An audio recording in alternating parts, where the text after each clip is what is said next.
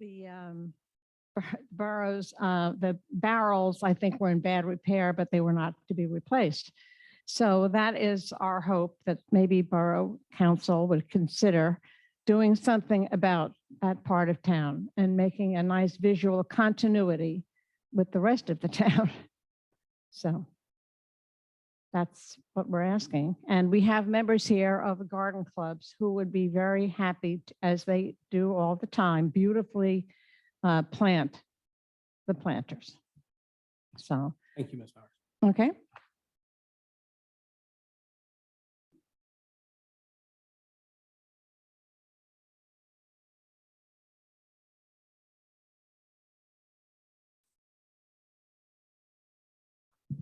Good evening. My name is Sonia Muckley. I'm at 524 Lafayette Street.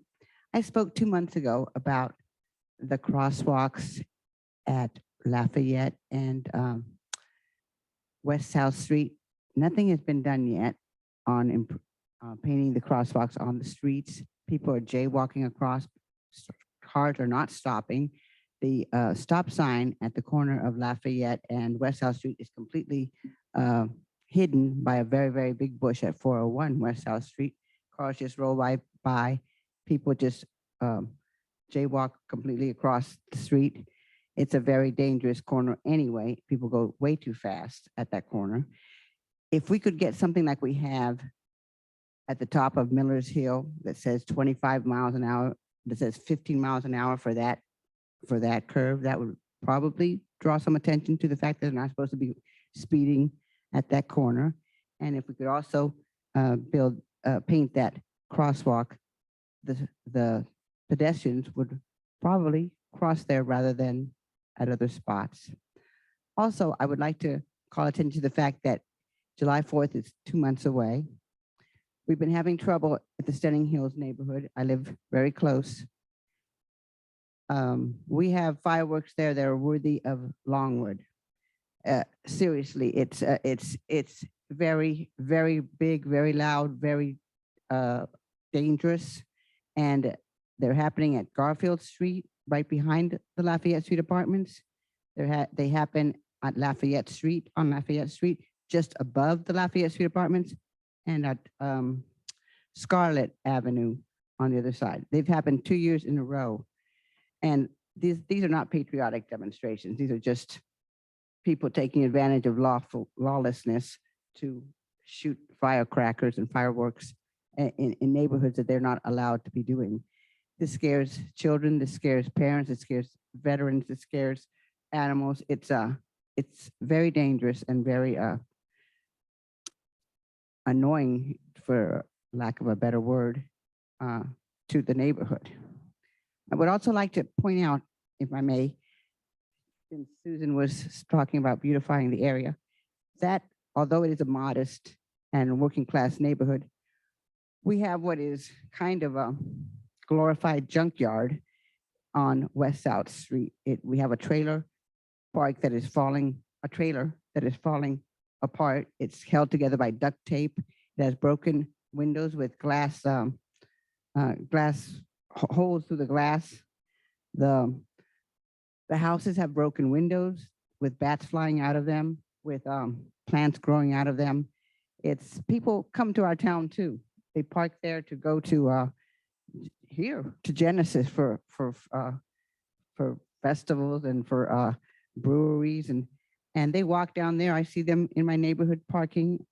This is not a good example of what a town should look like either. And it's, as someone councilman said to me once, it's an attractive nuisance. It's dangerous. There's kids that can do very stupid things and endanger their lives and endanger somebody else's property as well. So I'm wondering if we could look into that particular neighborhood, particularly the trailer. It's been there for over, what, 75 years or something, and it's literally falling apart. I mean, it's caving in, held together with duct tape. So I think that even though we are the South Side, we don't want to look like a trailer park that's falling apart either. I appreciate your attention.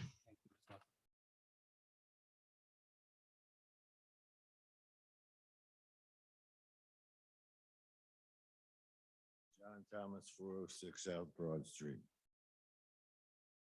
The key phrase for this council is 6 minutes. 6 minutes a month. The person gets to speak. 3 minutes tonight. And then 3 minutes on Wednesday, which you don't pay any attention to because you're voting and there's no discussion. There's no discussion about anything.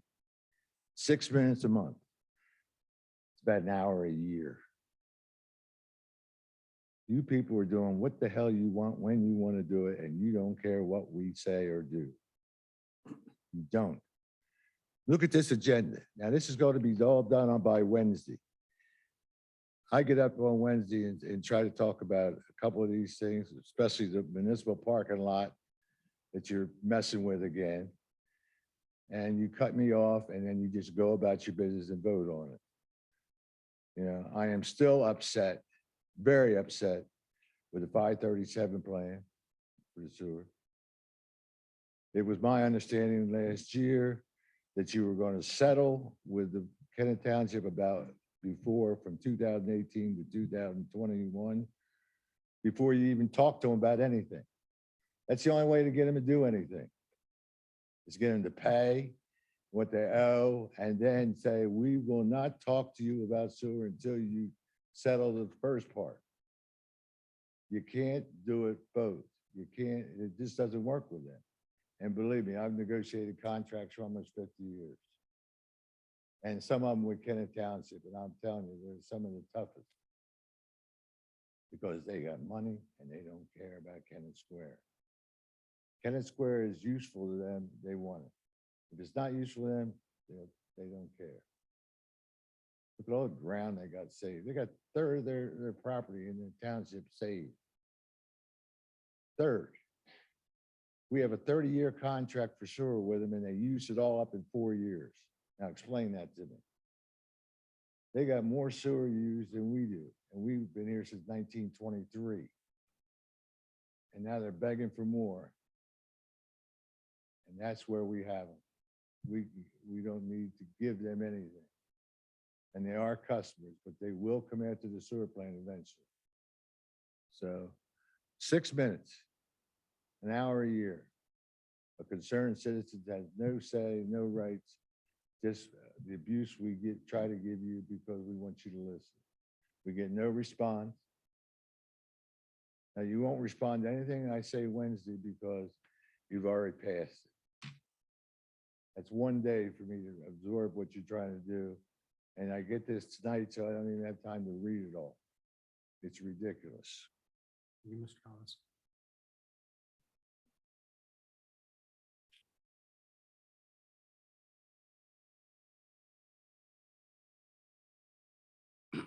Charlotte Watson, 523 Magnolia Street in Kennett Square, Pennsylvania. The citizen outcry in this borough since about November has been pretty strong. People have come up here, echoed the same things that John and I have said over the years. And they said it loud and clear and better sometimes. And they even brought additional things to you that we didn't bring to you. But we still see you sitting there very stoically and not giving an adequate response. Matter of fact, it's an insult sometimes because the response is so asinine, doesn't even seem objective, thought out, or benefit the general citizenry at all, that it's a crying shame. I heard you say right now about somebody wanted to break, it was a school wanted to break and how they pay something.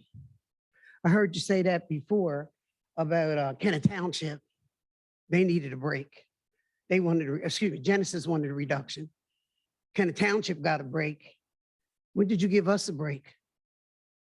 You hit us with a tax that's unreal. And then I heard you say, Mr. Norris, might have to do it 2, 3 more times before it was even instituted. That's what the rest of the people may not have heard. But I was here. I heard you verbatimly.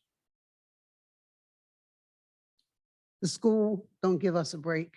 I don't want to say anything against Kennet Township. I could care less. But we have our laws and ordinances and zoning practices that have always kept us in check and protect the citizens' rights. ones that I see that you ignored. When I look at the library, being that mammoth in that vicinity with no parking, knew it was no parking when it came, and now they want to come up here and ask for something.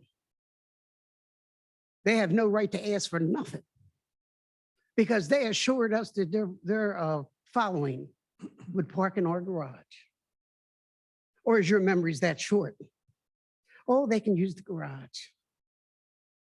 And far as I'm concerned, they can use our municipal parking lot too. That doesn't deserve to have any encroachment on it, any co-ownership or anything of any sort, because they can walk through that alley and get back down to that new library and see whatever they want to see. And as I told you, because I don't see you writing any of this down, and I don't know you'll go back and read all those mammoth notes with all the papers you get to read. The bottom line is that you should have enforced parking before it started. So we don't want to hear about that. You need to protect our interests, and that hasn't happened. Then there's the fiasco down at Mill Road. That is a total joke and mismanaged by whoever's building it and you. No way do you allow some man to build inch to inch so that he stores all his materials on our city streets, so that he risks our lives as we come across Washington and State and make that turn. And just as short as yesterday, Sunday, the cones were on one side in the daytime. And when I went back in the evening, they turned on the other side. And I almost got in a wreck because as I went to go back into when the cones were there, they weren't placed right at the intersection. Another car who was barreling through, a young kid, just went on through, and I just of course I yielded to him because I like my car and I don't want a payment. But the bottom line is that is the most unsupervised, unenforced thing I've seen in this borough in a long time, ever. That pit is deep enough to shake hands with Lucifer. And you need to understand nothing like that should ever been built here. And if dumb minds built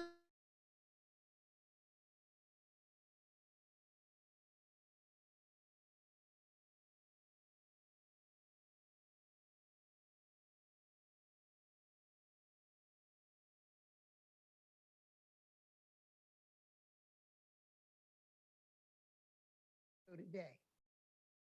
And shutting Washington Street down as they please, and it's a viable artery in this town.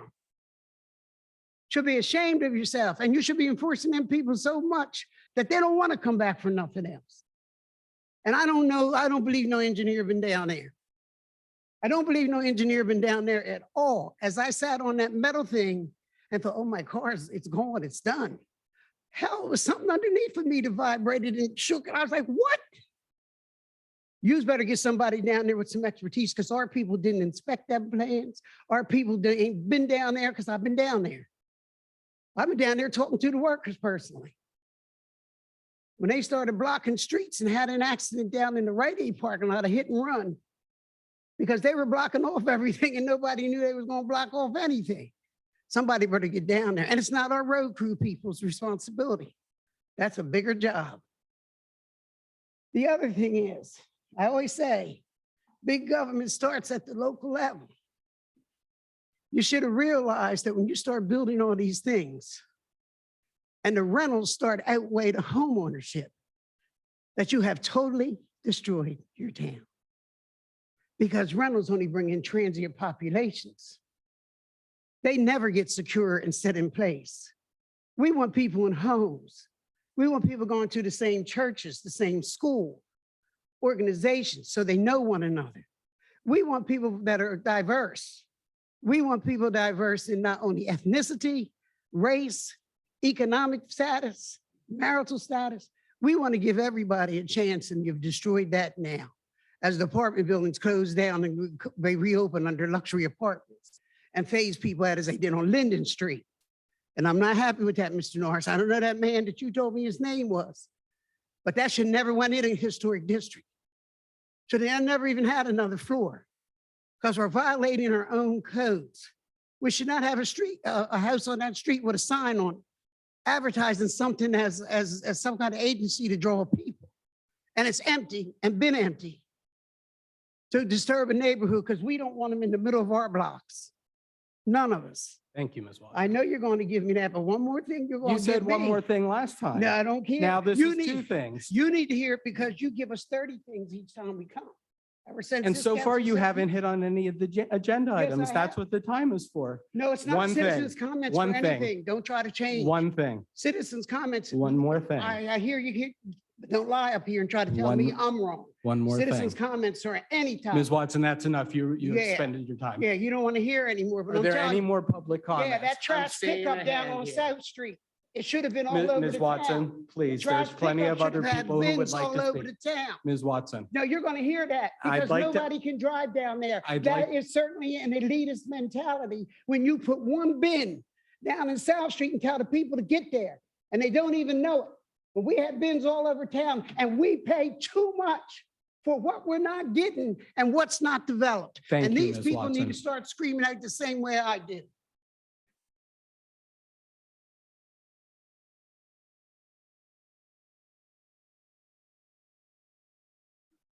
My name is Sandy Yateman, and I live at 218 West Sickle Street. And I just want to add to what Susan Myers had to say. Our garden club came up to the barrels a couple weeks ago. And to my understanding, we were like 20 barrels short. They had been removed. And one comment we heard was they were removed because they were dilapidated. And another comment was, well, they're going to be replaced with barrels that will be watered automatically. That would be delightful, but we haven't seen any yet. And we have touted this town in publicity, et cetera, as being the flowers. And people come to see the flowers. They go from Longwood, they come to Kennett Square. They are anticipating seeing flowers along the street because that's what all the pictures of our town show. And it's time that we get the barrels, the more barrels, and have them. The other thing is, we were also told the borough was no longer going to water them. They have been watering them for several years. We did it with one bucket at a time, going into all the stores, asking for water to water the barrels. And finally, the borough took over that responsibility. It is not a big job for the public works. They just drive down, stick a hose here, stick a hose there. And now they're saying that they're not doing that. I think that's wrong. It's not doing the town any favors. Thank you. Thank you, Ms. Less than Yateman. 3 minutes. Thank you.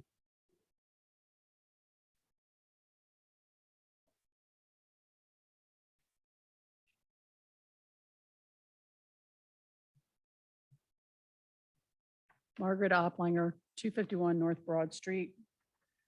I don't know anything because I haven't heard yet about this easement in the parking lot behind the library, old library. But I have an issue with us giving a permanent easement to someone. We don't know who the person is. We don't know anything about what the status is of what they're going to have loaded or unloaded. There's parking places in front of the library. Other people get their deliveries in the street. I'm not sure why we would give up our space. If they're tractor trailers, I don't even know how they would get back there to load or unload because they would have to come up that little street where the old borough building was and crook around to get into that parking lot. I just don't see that being a viable option. And I don't think that us as borough residents should give up that parking lot. I think it should be used, especially if the current library has no parking and the other businesses in that little area. But that's all I have to say about that because I just don't know enough to say anymore. Thank you. Thank you, Ms. Oplinger.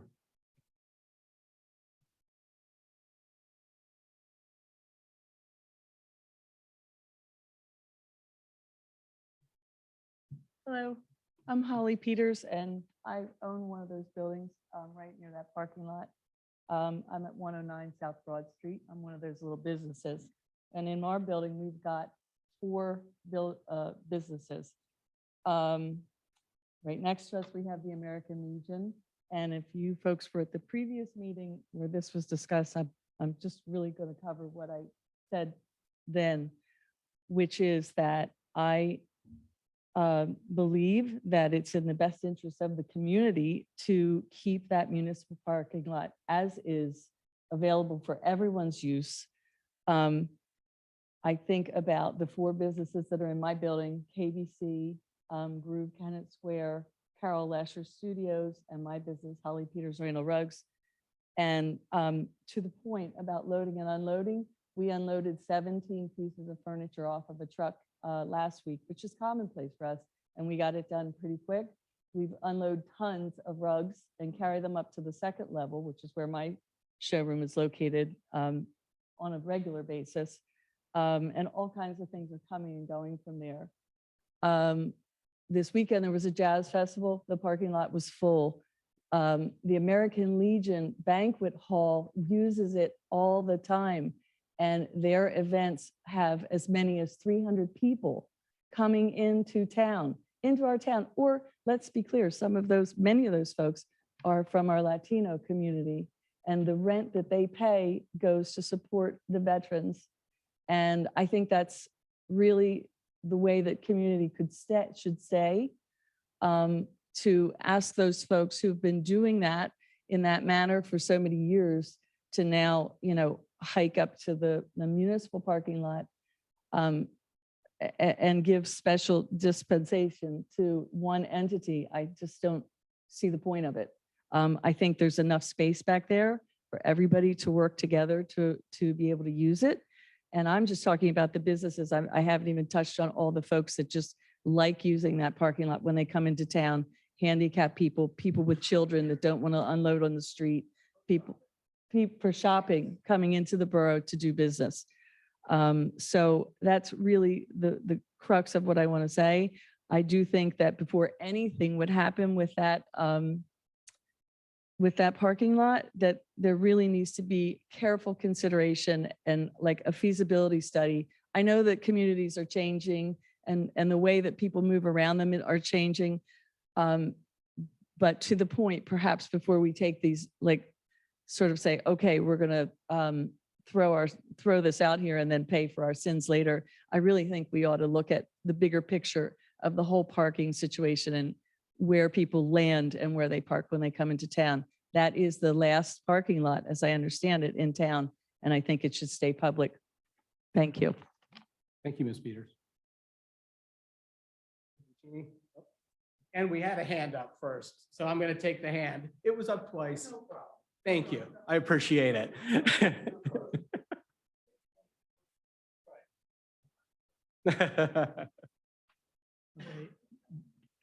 Good evening. I am the new chair of the ACOLA Advisor Commission at your service. I want to introduce myself. I want also to inform you that this year we didn't do the Cinco de Mayo celebration here in town because several reasons that will take a lot of time for us. We hope next year we will do, and look like that we are planning to do the same that we tried to do last year, to do here in the borough area. Okay. This year we will celebrate with the garage from Avondale. We'll celebrate the Cinco de Mayo. Will be done next Thursday, the 4th, at 4:30 in the afternoon. And you are all invited to this celebration that for American is very important. For the Mexican is the second one. After the Independence Day, the Batalla de Puebla was very important because it was a confrontation with the French. Okay, at your service anytime. Thank you, Mr. DeCini.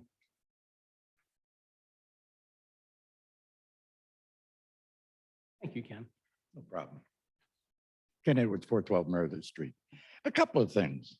The one that just seems to stick the most is the consideration for the retroactive approval of grant applications and letters of support. I know I've mentioned it before. Part of the problem with that, and I'll bet every one of you agrees with me, is having only one monthly council meeting open to the public. If you had two, you'd probably be able to eliminate a lot of this retroactive stuff. Not good. The borough could lose out because it was late, whether you approve it or not. It's silly on the borough's part to have something that comes in that you're trying to get money to pay for stuff that you want to do, but it doesn't get sent up there until after the deadline. It's a deadline for a reason, because you're not the only town or borough that's looking to get the money. That's why when you went to this one meeting a month and then a work meeting on Wednesday, kind of pissed me off. But it doesn't give any member on this borough council the chance to sit down and look over everything that's going to be brought up at that work meeting and make a semi-good idea as to what they want to do. It's silly. It doesn't work properly. It hurts the borough overall, tends to piss off some of the community, and we lose money that we would get to pay for some of this stuff that we want to do, like the sewer, like the water, like the roads, all these things that the borough needs to take care of. That's what the money's for, the police department. That's what that money's for. And by not getting them there on time, you're not hurting anybody but the borough as a whole, because you're not getting it on time. Deadlines are deadlines. I'll tell you one thing, it's a good thing you guys are not in charge of the military. Because if the military ran this way, we'd be speaking Russian. And I speak from 20 years experience in that business. So, and this stuff about the easement on the parking lot seems to go hand in hand with not doing the parking study for that same parking lot. Doesn't make sense to me. Doesn't make sense to a lot of people from what I hear. So, I mean, you know, the buyer wants to do away with that. That's up to you guys. As far as the easement, what is the easement for? I see on here, on your agenda, after every opening line says attachment. Do you ever think that maybe the people of the borough would like to see what those attachments are showing and saying? Did you ever think of that? I don't think so. I would like to see some of these things. Just because, one, I'm nosy and see what's going on, and I want to know what's going on in the borough because I live here. May have only lived here for 15 years, but some of you guys, especially you, Doug, know how I can be. I appreciate your time, ladies and gentlemen. Thank you, Mr. Edwards, and happy birthday. Any other public comment? Yes, John.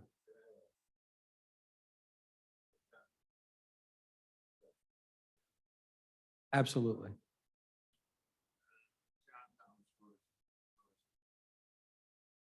We lost a member of our borough council, Steve Kelly. Hmm. 61 lawyer in town. He was also on council when I was on council. Volunteered a lot. And we fought like cats and dogs, but we got along very well. I'm sorry to hear it. I think it's important that this borough know that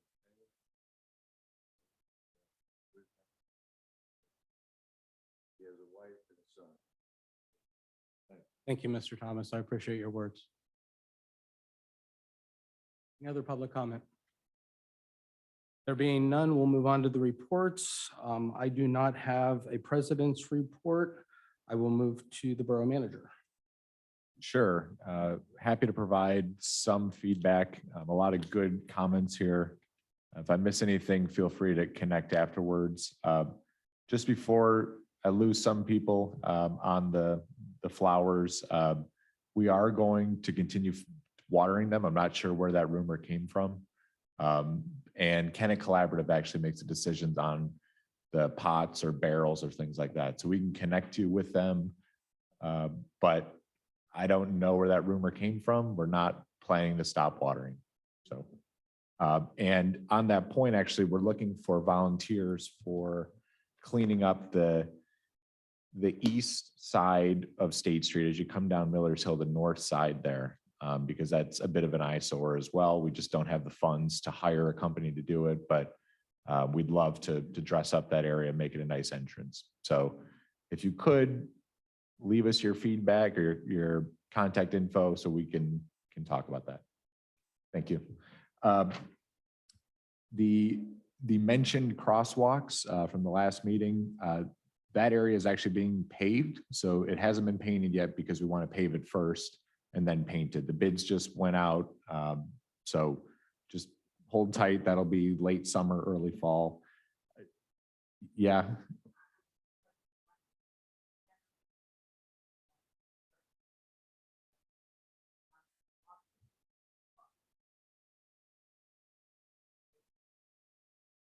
So in about a month, it might be 6 weeks, we're going to put out, once all of our bids come back and we hear back from the county on a grant we're going for, we'll release all of the roads that'll be repaved this year. It's going to be quite a few.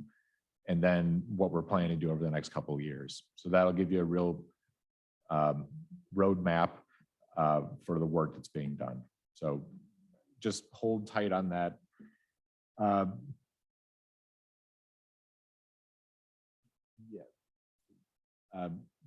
Just we're going to say thank you to the volunteers for their work, and I think we're going to do something public pretty soon. Let's see, I'm just trying to go through these comments here. In terms of the fireworks, we'll check into that. We'll see if that's, in terms of a noise violation or what can be done there. I'll ask our code compliance team to check. I'll ask our code compliance team to check into the West South Street, the junkyard, and check into that house. If we could, Yes. we'll limit the public input right now, just so when we get through our reports. Thank you. In terms of the parking proposal, I think the staff and council got a pretty clear message about what the community thought of that a few months back. So just hold tight. We're going to talk about it tonight.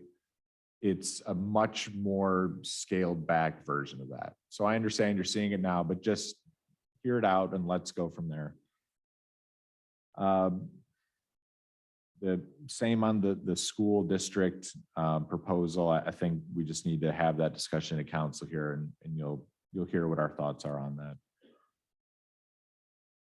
And I think that's about it. Thank you. Any questions for Kyle? For Karati, anything from the solicitor's office?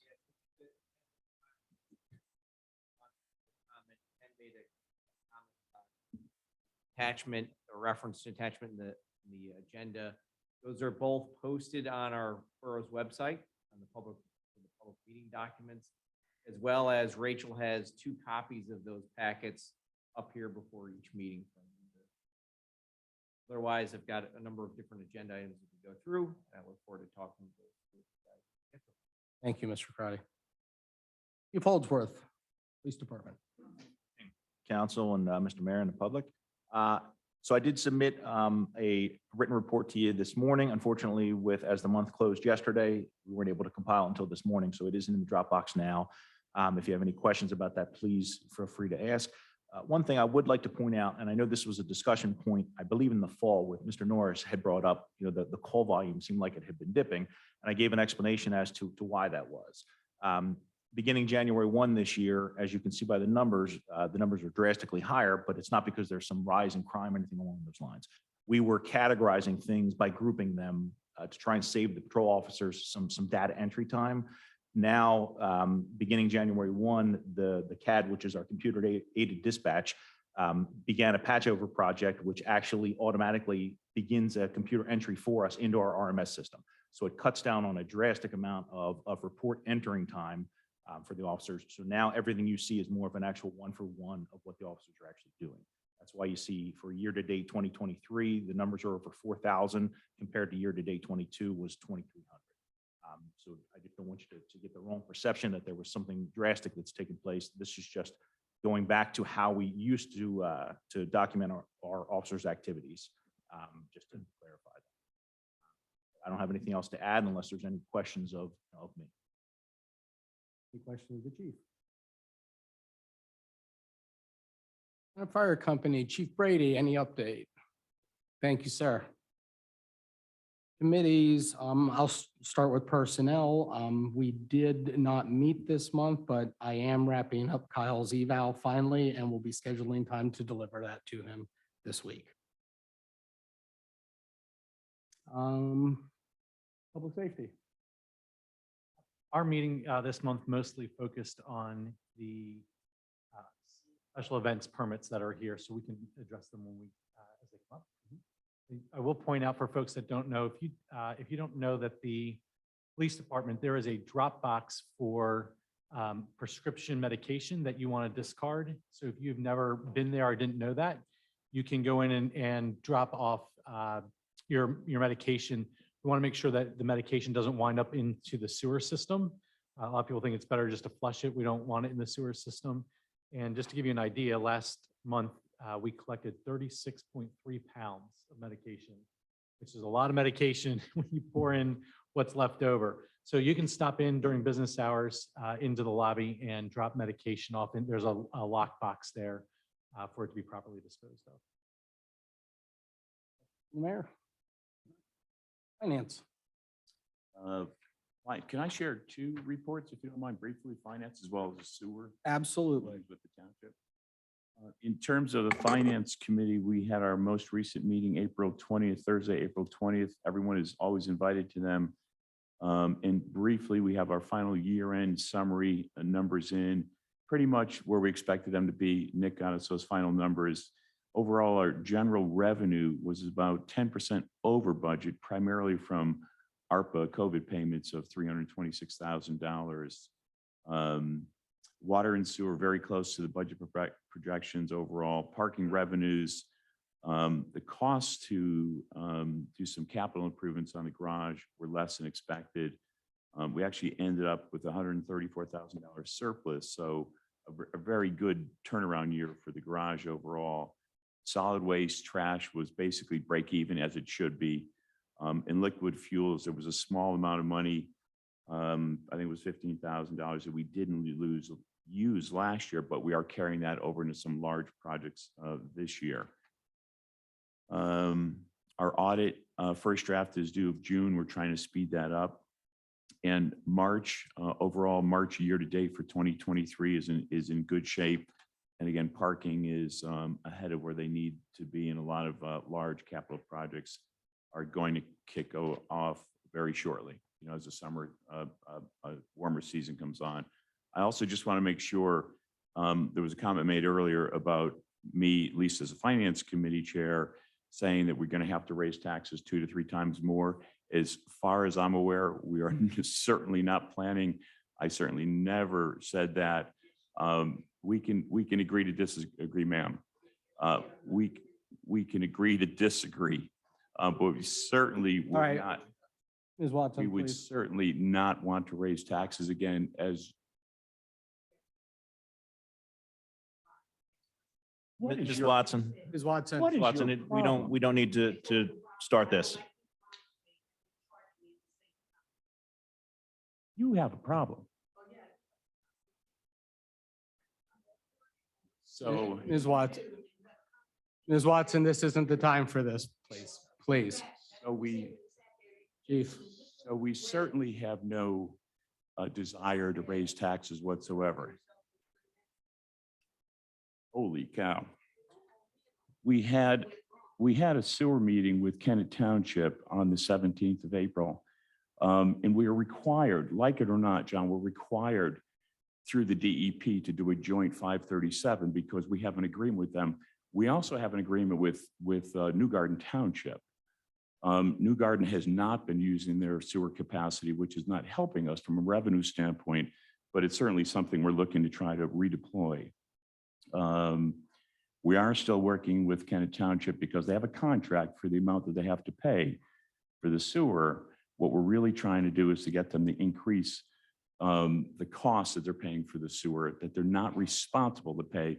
What we're trying to use that for leverage going forward as well. So those are 2 brief reports. Thank you very much. Anything from municipal relations? No, we didn't meet. And we are having, I believe on Wednesday, one of our workshops is reorganization for our committees, boards, and chairman, just to make, or missions, just to make sure we're being effective as possible in those. We are moving to the public meeting now, chapter 11, parking ordinance updates. Mr. Crotty and or the chief.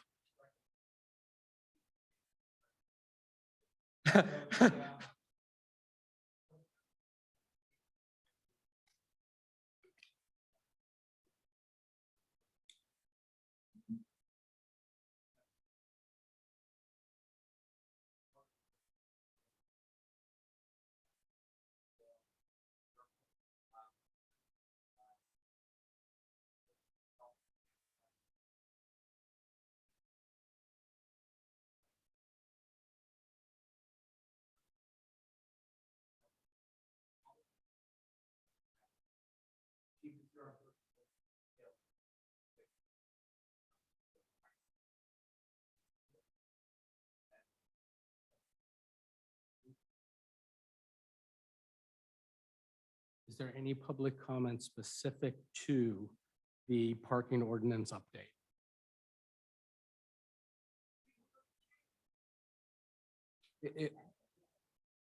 This was up at last month's meeting and then it was advertised for the public for over the last month. Chief, did you want to give an update just as far as some of the background and what led up to this? Sure, sure. So this came from a few handful of complaints that came, or concerns, I'm sorry. Complaints is not the best way to put it. Concerns that came forward to the Public Safety Committee as far as additions that we're looking for, parking restrictions, different ways to improve safety in a couple different areas of town. As we started then looking at the ordinance itself, I started reviewing it and seeing that there was multiple things that were just incorrect. There was mistakes, there was wrong street names, there was sections of town that have already been developed, such as, I'll throw an example out by Ms. Watson. There was no parking supposedly from Cypress Street to the railroad tracks. Well, there's no street that makes it all the way to the railroad tracks. So sections like that were removed just, for clarity on it. And updating was done to actually make it correct for where all of our parking ordinances need to be, especially for enforcement purposes for parking. So this was not an overhaul of adding things to it. This was an overhaul of fixing corrections or adding, corrections, to things that were just improper. I know that as I looked at it, that's what it was more. 95% of this was just corrections. Discussion from council. There were a few, like North Broad Street.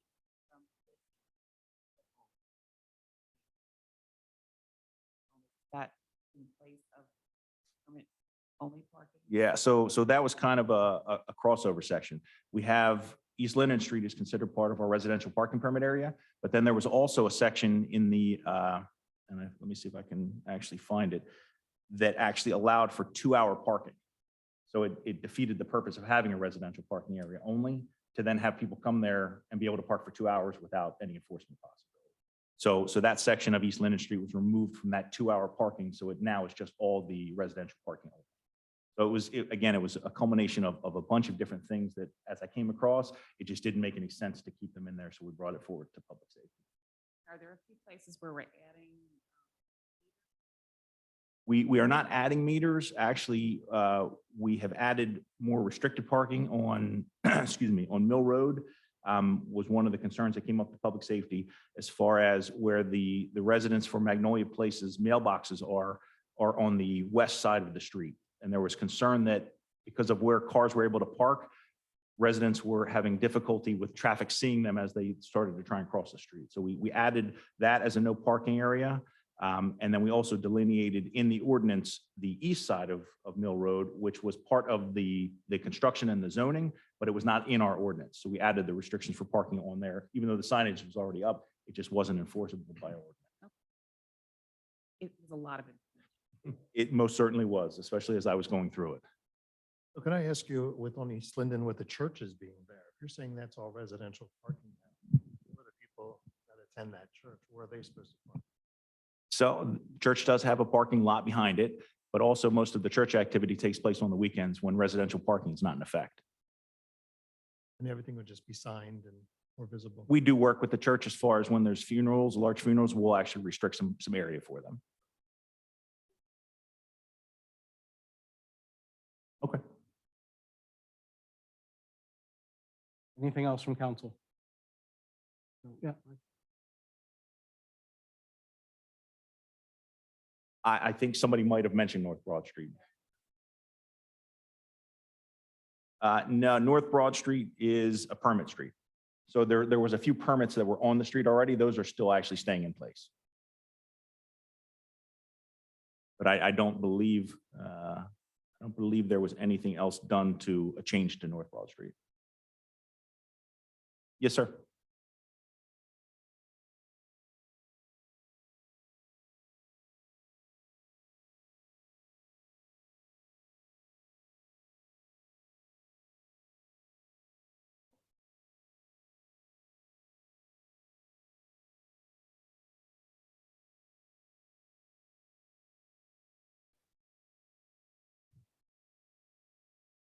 Which section of the alley are you talking about, John? Are you talking about Church Alley in between Apple and Cypress? Yeah. Okay.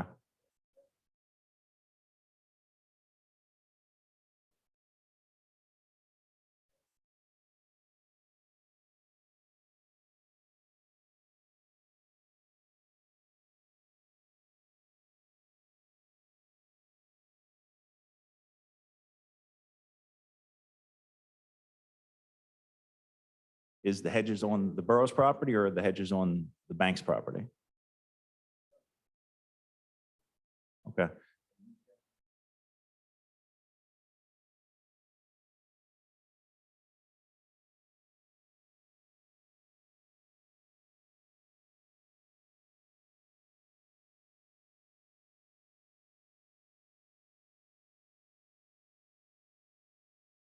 Sure, we'll take a look at that and I'll have a conversation with Rob. Question?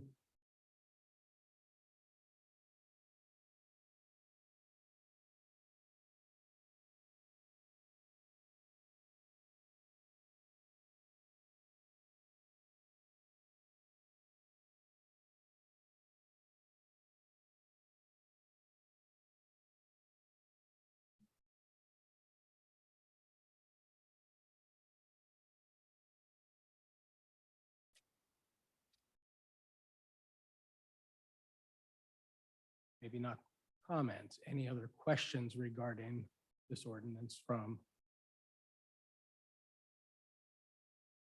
Any other discussion from council? Chief, I want to thank you and all involved for looking over it, making the house cleaning items. Any objection to moving this to consent? All right. Thank you. Move on to special events application, the Chester County Town Tours and Village Walks. I have Ms. Sinclair, who I do not think is here. I also have Chief as a potential backup for the background information here. Special event application for the Chester County Town Tours. Okay. All right, I'm sorry. This was brought up at Public Safety. Lynn had actually discussed it. What there's going to be is different groups of tours taking place, walking tours throughout the town. And we had agreed to actually station either the parking enforcement officers or our patrol officers at the two spots. One would be on, Marshall Street and Cypress, and the other would be on Broad Street and Cypress to actually cross the groups just to make sure that everything's safe. The rest of it is all on sidewalk areas. And this is pretty much the same as they've done with the ghost tours and the haunted history tours, et cetera. Yes, to my knowledge it is. Any other questions or discussion from council on that? Always a good event, and it's nice to see Lynn show up on the agenda as well, and keep wishing her well. I'll move that to consent.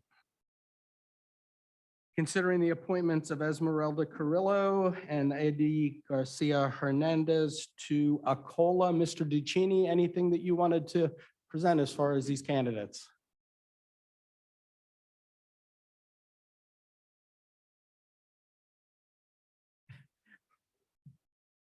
Perfect.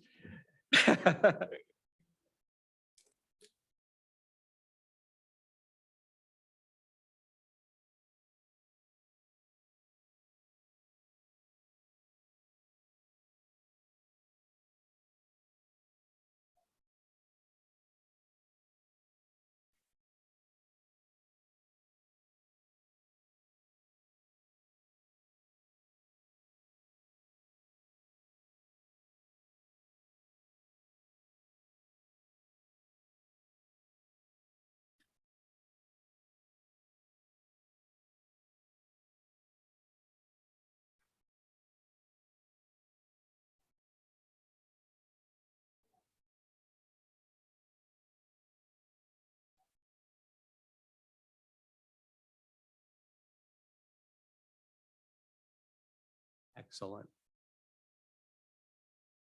Did either one of the candidates want to say anything? Introduce themselves. Rob stole the microphone.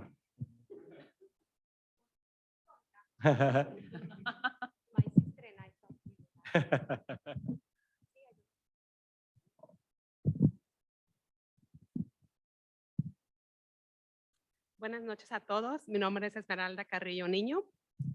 Good evening, everyone. My name is Esmeralda Carrillo Niño. I live in 454 East South Street in Kennett Square, round the corner. And I'm here tonight to apply for a COLA. I hopefully they accept me. Thank you. Thank you.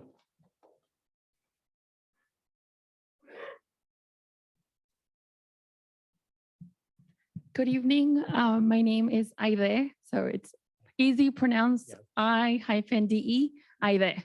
I live at 174 New Garden Road in Avondale, and I hope AGOLA takes in consideration my application for me, a member of their, Thank you. Lost word. Nervous. Thank you, ladies. I know we put you on the spot there. Any discussion or questions from council? I have one question. I know you live in Avondale, not Kennett Borough, is that correct? I personally have been trying to get as many folks from the borough to populate the borough committees as possible, because I think that's what those committees are about. And I certainly have no disrespect for your willingness to serve and to help the broader Latino community. Have we tried to get Kennett residents on, Mr. Chairman?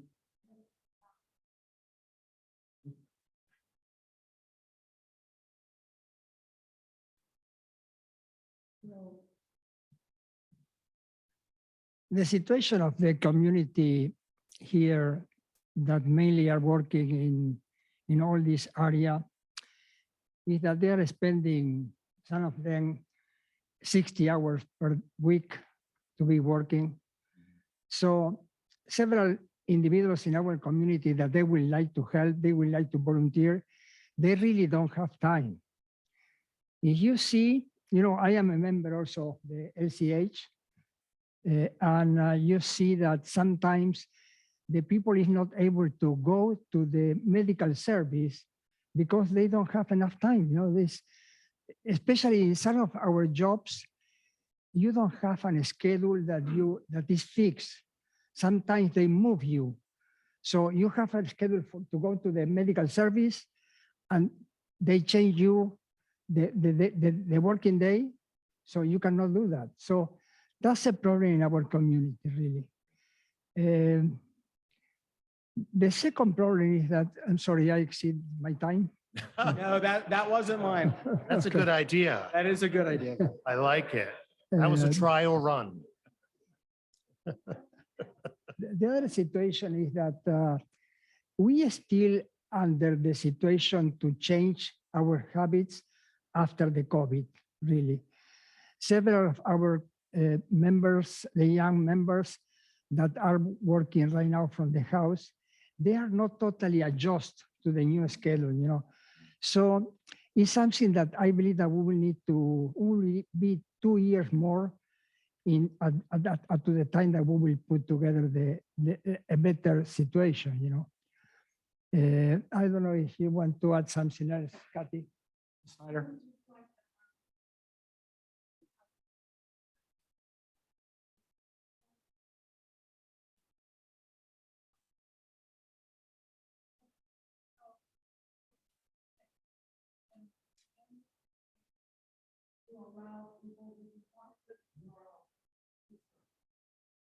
And I'm not, and I, please, I don't mean it to offend you whatsoever. I'm just.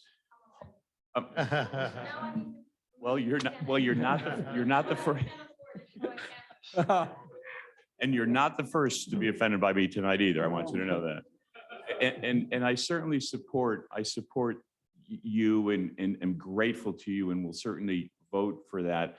I just want us wherever possible to get Kennett Borough residents to populate the communities that we have as much as possible. But thank you very much. Thank you. We try. Right. But also, I did mention something, that is impacting our community, that the cost of living in Kennett area is higher. Yep. than all Yep. for It's part of what our you're neighbors. trying to help. Yes. That's it's a situation that is happening, Okay. Thank you. Go ahead. Go ahead. You just said you didn't need a mic.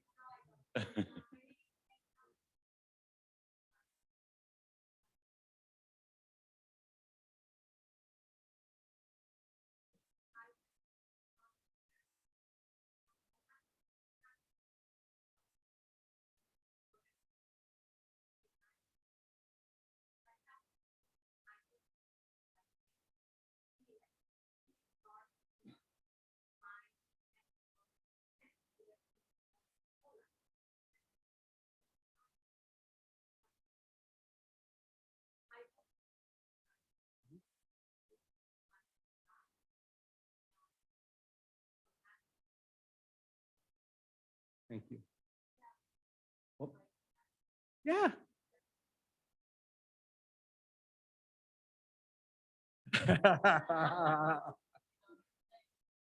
I do have one more comment.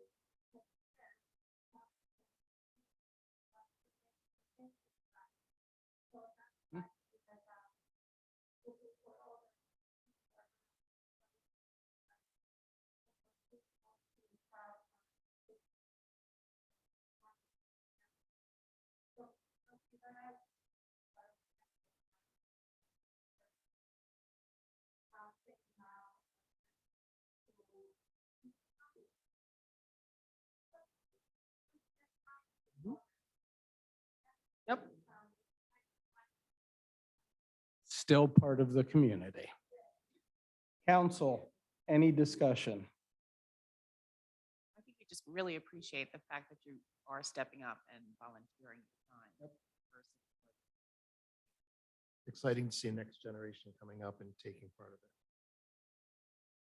Any objection to moving this to consent on Wednesday, council? All right. Thank you. Thank you both, ladies. Civil Service Commission, accept the certified hiring list developed for certified eligibility list by council on November 2022.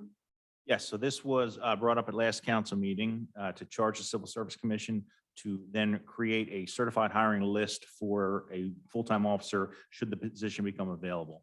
Civil Service then subsequently met on April 17th to review the previously generated certified eligibility list and create a new hiring list, and that has now been approved by the Civil Service Commission and presented to you. Any questions? Same question I think I've asked before, Chief. Do any of these three candidates speak fluent Spanish? They do not. I wish they did. I wish all of them did. Do any of them plan to learn to speak Spanish? Could incentivize them. I'd be for that. Yeah. Thank you. Anything else for the chief?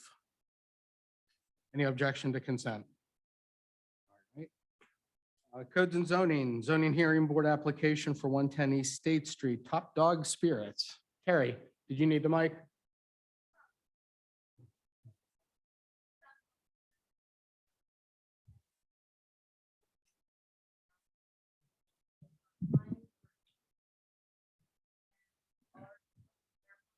Allows brewery and winery, but not distillery.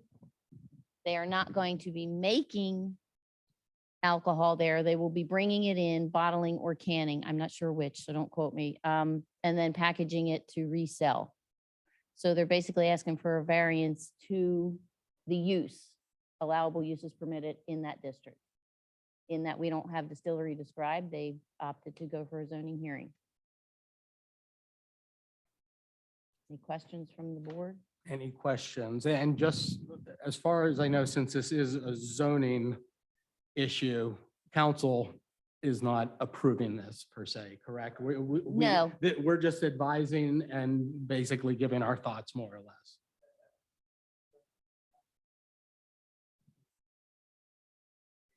Right. But there is nothing wrong with council just discussing it and getting thoughts out in the open.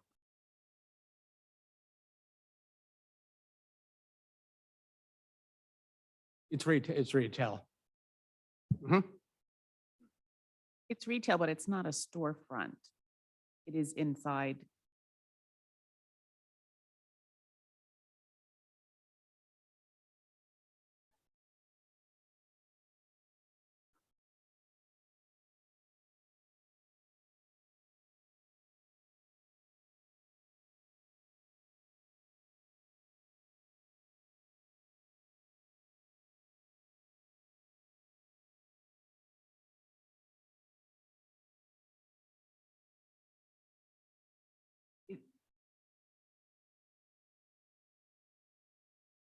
And so this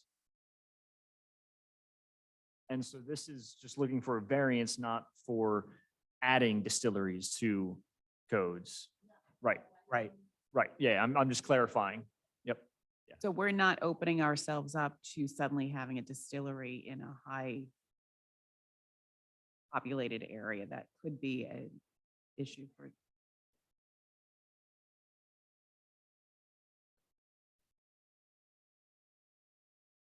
It's not opening us up to other distilleries wanting to open up in other parts of the uptown, downtown quadrant. If this specific case were to have their variance granted, would there be anything to prevent them from saying, you know what, repackaging is nice and all, now we want to actually distill? Could they just go do that?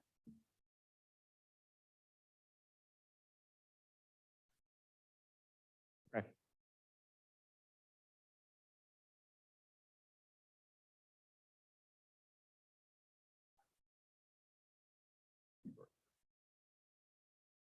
Right, which would be no distilling essentially, or no actual distilling. Potentially. So Terry, a follow-up to Mr. Thomas's question. The write-up that you sent us seems to indicate it's basically a mixing room. They take some stuff and juice and whatnot, and then mix it up, bottle it, and send it back to this broad, with whatever it's called, the company that is their primary client, Boardroom Spirits. And it doesn't mean.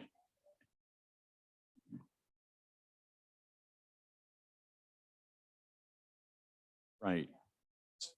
I understood that part, but then as part of the application, there's a map or a diagram of the layout of the building, which includes a tasting room and a restaurant or a kitchen. Mhm.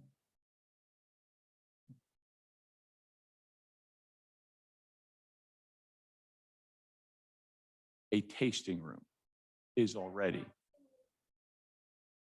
Okay. Mhm. Okay.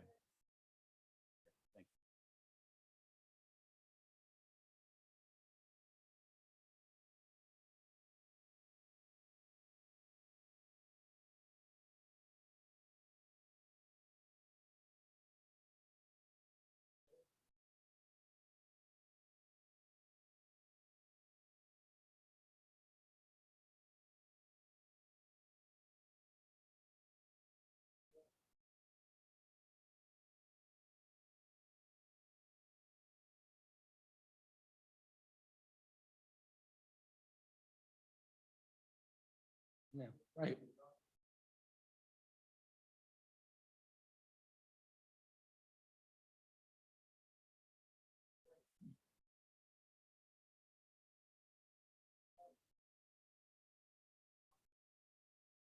Right.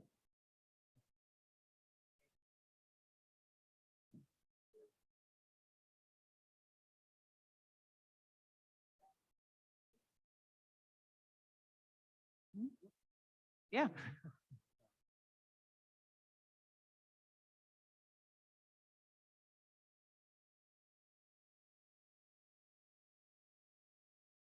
That's why they're applying for the variance. That's why they're applying for a variance. That's why they're applying for the variance. Right, right.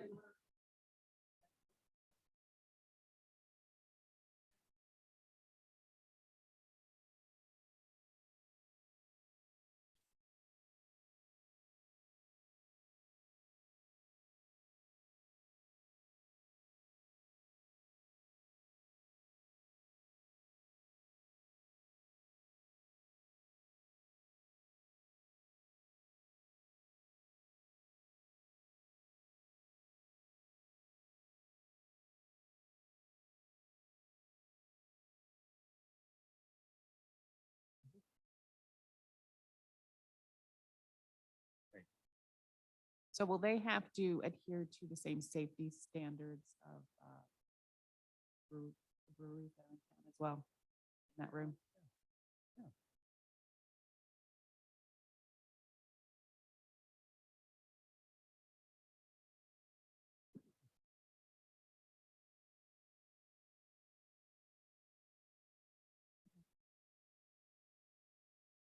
It was brought up, the sort of distinction of what distillery means. And that's something that council wants got a recommendation for. I don't think so. Okay.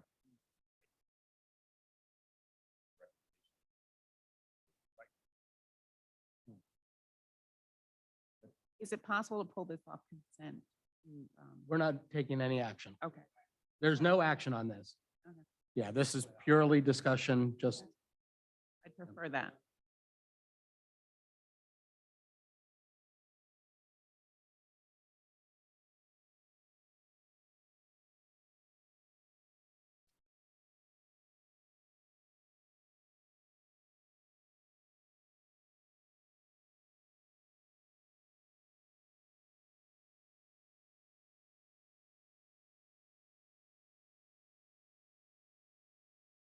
right.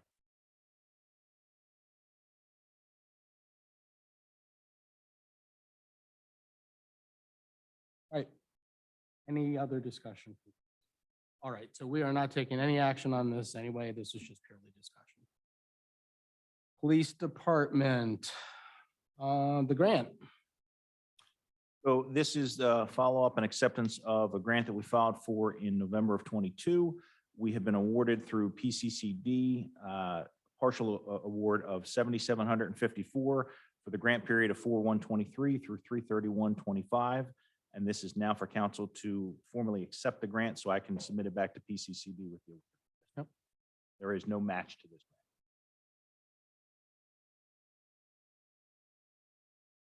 Any discussion for council? Thanks, sir. Any objection to moving this to consent? Not think so. Thanks again, chief, for looking out for those grants and getting them in. Thank you. Mr. Moran, consider the temporary construction easement agreement for 227 East South Street.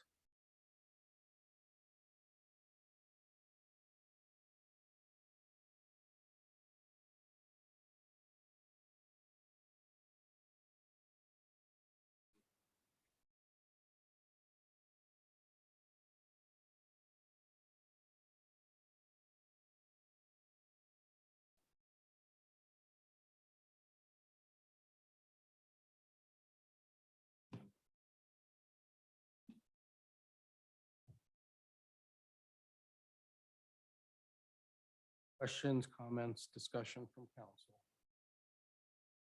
Pretty straightforward. Any objections to moving this to consent? The resolution schedule for the liquor license transfer fee. Under Pennsylvania law, when someone wants to transfer a liquor license into the borough, we have to hold a hearing and go through the process. of that. It's not doing that. Okay. Instead, Rachel and I were talking, and one of the things our fee schedule is missing is a fee for when we cover our costs when you come in, when our fee schedule is updated, set it at $1,500. Is consistent with nearby municipalities.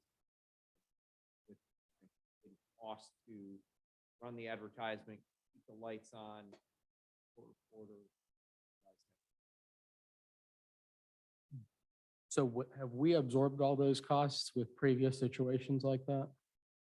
I believe so. I don't think we've had one come in the recent past. Been a number of years. Why?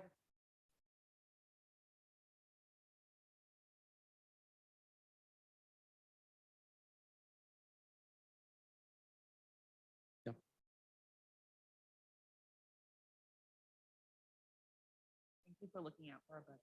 How often do those charges change, or do they change every year? So is this something we should look at annually? We can change the fee schedule anytime. Right, right. But I mean, based on what the charges are that this fee is paying for. Yeah, it's really, we can't make money on these. Right. Look at them in terms of what our expected costs would be. So as our costs shift over time, you'd probably want to adjust it. Whether we do that at the beginning of the year or kind of during the budget season or.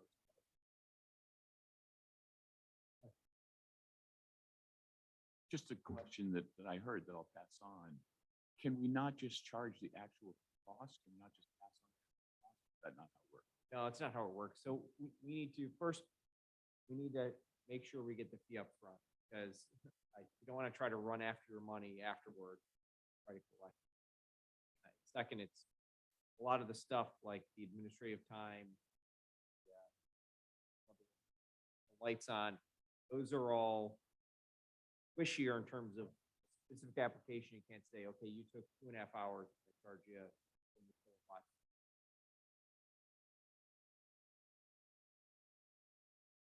Anything else from council? Any objections to consent? Before identifying that, Rachel and Mike. Considering the retroactive letter of support for Willow Street grant.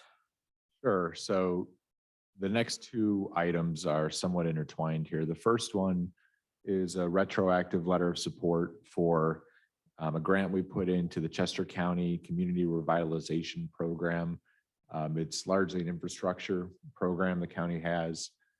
They have a particularly high amount of money this year. They're switching, I understand, to an every other year funding system. So we didn't want to miss the opportunity to get this, and it was just, it missed a previous agenda. So coming back here for retroactive approval, we have put in the request. Of note, we put in a request for $500,000. It requires a $100,000 local match. We have the funds to do that. That was primarily the tax increase dollars are going to roads. So this seems like a winner for us if we can get the grant. Anything from council? All right, I will move this to consent. There's no objection. And then tied to that, the retroactive approval of grant applications and letters of support. So having said all of that, obviously we're not going to give up an opportunity to miss out on grant dollars, but no one wants to have a retroactive action on here. So our staff member, Sunny, if you could come forward, grab a mic. And Sunny crafted a good policy just to work through which grants should we absolutely come to council for approval before we submit, and which ones can we put in, and come to council with after if we're really tight on time. Sunny.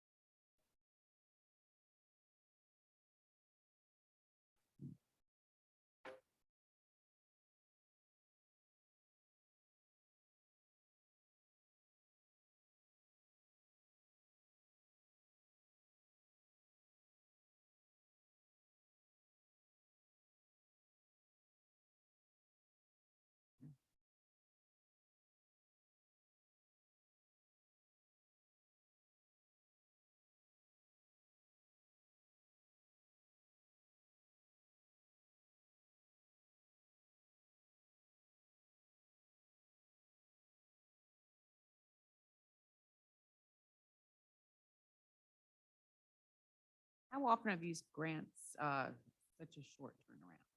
This is becoming a problem. Is it just finding grants?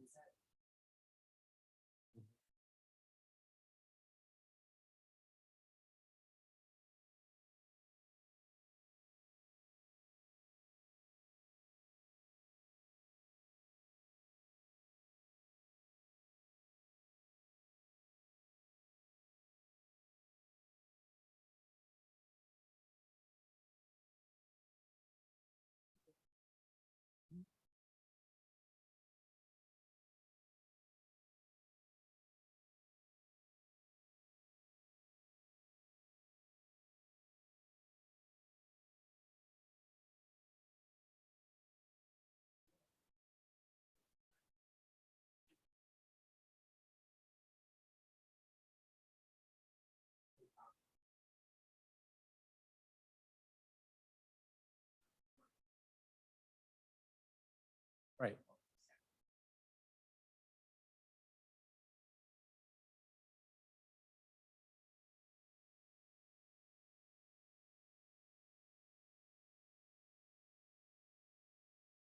So I think that, I mean, Mr. Edwards did raise that the once a month meeting could play a factor here, which I completely agree with. That said, we also have a grant consultant now. We've had a lot more opportunities. We're going to have a lot more grants that come in at different time periods.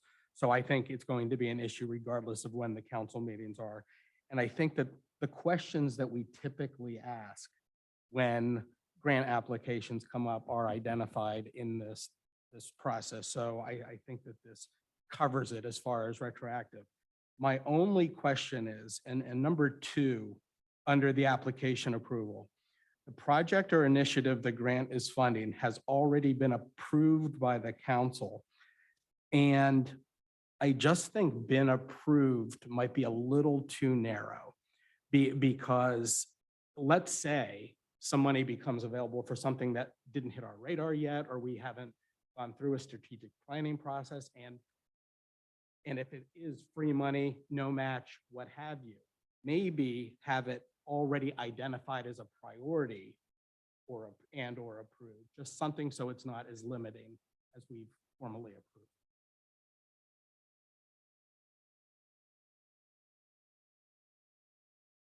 Right. Yep, that's my only thought. Have we, to Mr. Edwards' question before, have we ever missed an opportunity? Because we were Not- late or didn't see it? Not that I know of, yeah. On the second section, Sonny, under retroactive council letter of support request approval, similar to the president's comment, the first, number 1, the project or initiative, the grant is funding, is a project the borough supports. How would we define that? Am I getting too much in the weeds?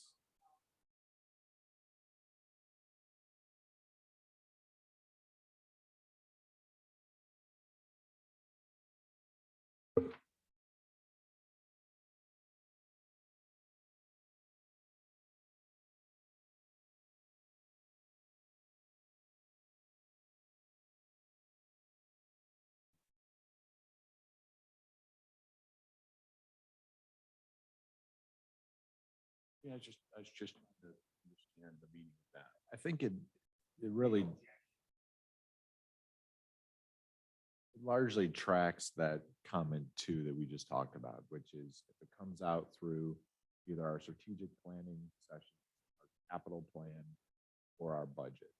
But any project really should fall within one of those 3. That's a pretty wide net. And just question, there's 30 folks in the audience who have no clue what the heck we're talking about right now. You know what we're talking about, but haven't had an opportunity to see this.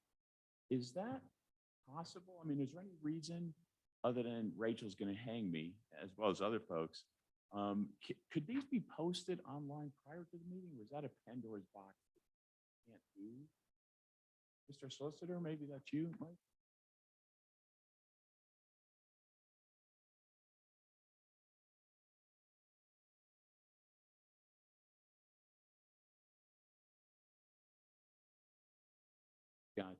But are all the other documents posted? So just please know that all of the documents except the ones we added tonight you can click on them through the website. Is that right? Thank you.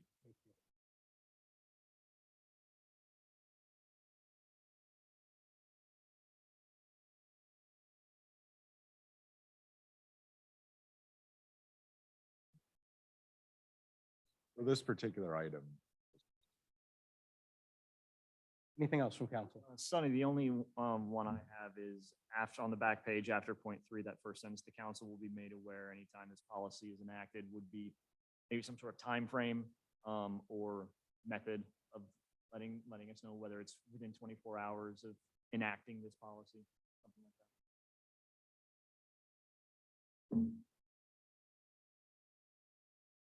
that. Anything else? Sounds like we're going to pull that. I was just going to say, let's make those changes. Yep. Yeah. Thanks, Sonny. thanks. All right, final contract with Emery Hill, Carmar. Sure. So this item is being brought back again. It's been through quite a few iterations. I think at this point, I'm hopeful that we can go ahead and push this through. The terms are, from my understanding, pretty in line with what's normal for the market here. And Emery Hill was chosen to be our broker for this space through a competitive bidding process. And I feel confident in them as the broker and property manager. Glasses are going up. You're ready. I respectfully disagree. I think it's a bad contract. It went from 1 year to 2 years. I think the fees are not very generous. I think the fees are tough, and we get charged an extra 2% when they have to bring another realtor in to make a deal. There's a lot of specifics that I just don't like, Kyle. And that's one opinion. If the council disagrees with me, then so be it. I mean, I could get into the specifics, but there are many of them that I think the terms aren't terrific. I would certainly value the mayor taking a hard look at it, maybe coming back on Wednesday. Since, that's the business for others. I also thought the fee for the Casa Guanajuato, the things that we had already discussed, there was a fee put in there to them, a flat fee. But we had been specific with that prior, so that they were not involved. They're on the exempt transaction. They're exempt. There was but there was a flat fee put in there that I didn't think should be put in there. there would be a fee for them developing the contract and putting them under contract. Instead of paying for our own legal fees, they would do that so we have one contract. Same time.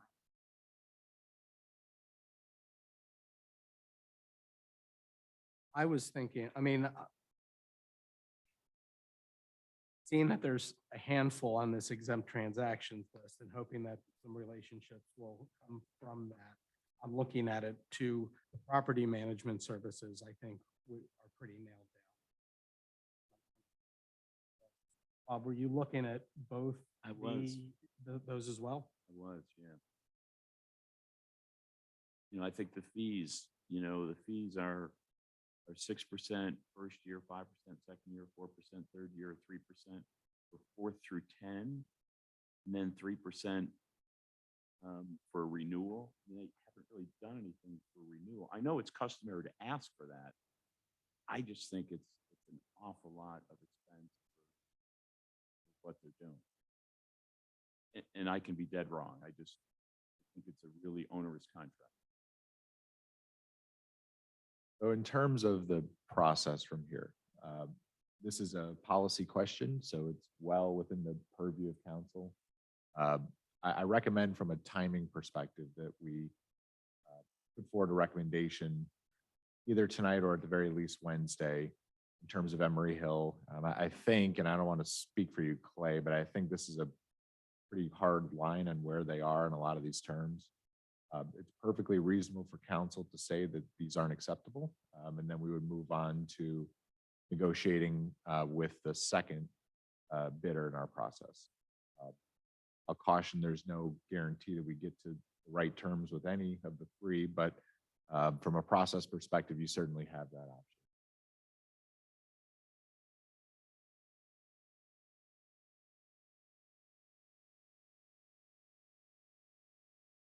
I was going to say, if you wanted to come up and either address council, answer questions, a little of both.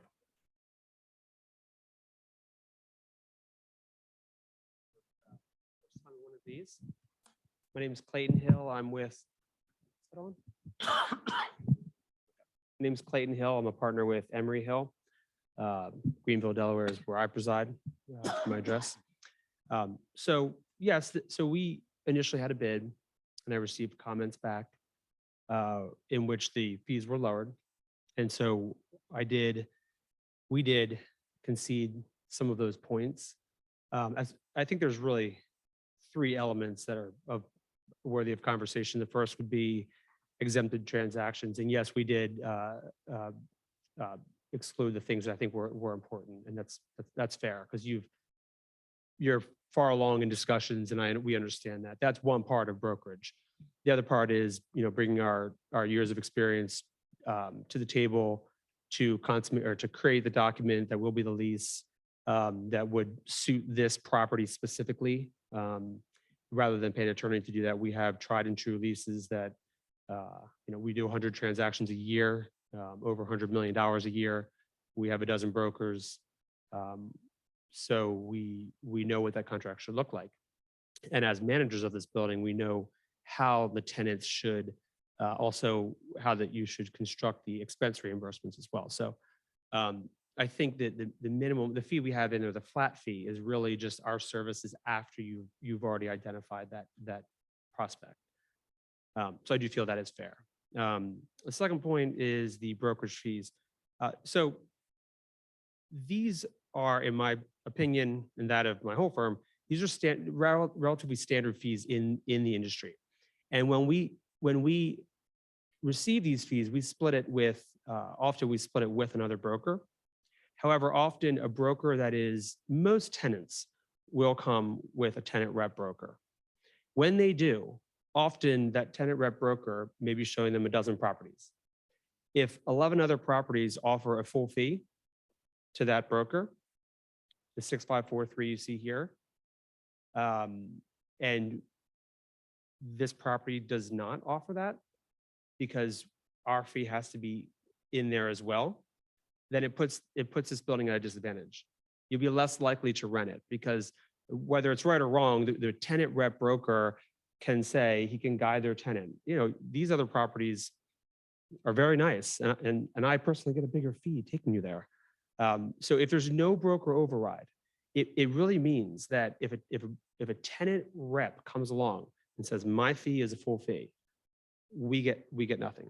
So all the marketing we're doing, the negotiating we're doing, which could take, we don't know how long, but it is the suburban office market, as we all know, is a challenged market right now.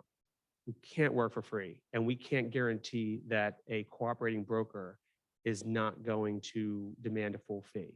And in my experience, most property owners right now who have office space are offering a full fee because they do not want to disincentivize brokers from bringing their tenants to that building. So absolutely, we have a hard line in an override fee because that becomes our whole fee. And when you think about the fee on a 5-year term, 6-year term, 2% of that for all of that work, when the majority of the fee is going to a co-broker, I think it's reasonable, with all due respect. We did take out on renewal commissions. So the concern with not having a renewal commission fee, one, we're often negotiating the renewal terms up front, so we are working for what those terms are. But also, sometimes the tenant will come in for a 1-year term, and they want to see if it works out. It's a short term, and then after 1 year, it works out great, and then they want a 5-year renewal. So if we're paid on a 1-year term with no renewal fee, we've done a lot of work to put a tenant in place temporarily for 1 year, and then they renew, and maybe they're here for 10 years. So what I did was I tried to find a middle ground where we said, for the shorter term leases, anything under 6 years, our goal is a 10-year, 10-year lease. If it's under 6 years, if there's a renewal, we would want what we feel is the standard fee, renewal fee in the marketplace. If it's longer than 7 years, no fee on a renewal. We understand that. We think it's a good middle ground so that we don't do a lot of work for just a short period of time. We can't predict what the lease is going to look like. It's what we negotiate at that time. So we just have to protect our time and our expertise. We've been doing this for 30 years and we do it quite well. Actually 40 years now. I don't want to sell it short. So I really feel that in the commercial real estate industry, these are our market fees. Once we start working for less fees and giving less fees to a cooperating broker, it makes us look bad as a broker. So we across the board go with what we find to be the market. As far as a sale, we reduced it. If there is no co-broke, we reduced it to 5%, or we have it at 5%. If there is a co-broke, we just made it 6% because we're splitting that 3 and 3. Now, of course, we love to bring the tenant here with no co-broke. We certainly will do that. We have a lot of resources, and our partner in this opportunity is Carmar. And obviously, Carmar has a lot of experience. We're bringing to bear a lot of connections. So we are heavily incentivized to not have a co-broker involved. But that's just the nature of the beast sometimes.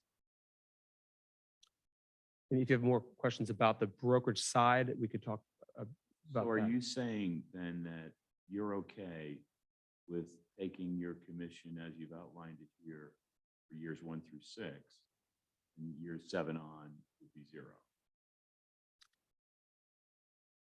Now, if the term is 1 through 6 years, there would be no, there would be no, yes, exactly, because there would be no renewal. I'm sorry, if it's 1 through 6, there would be a renewal fee, which would be 3%.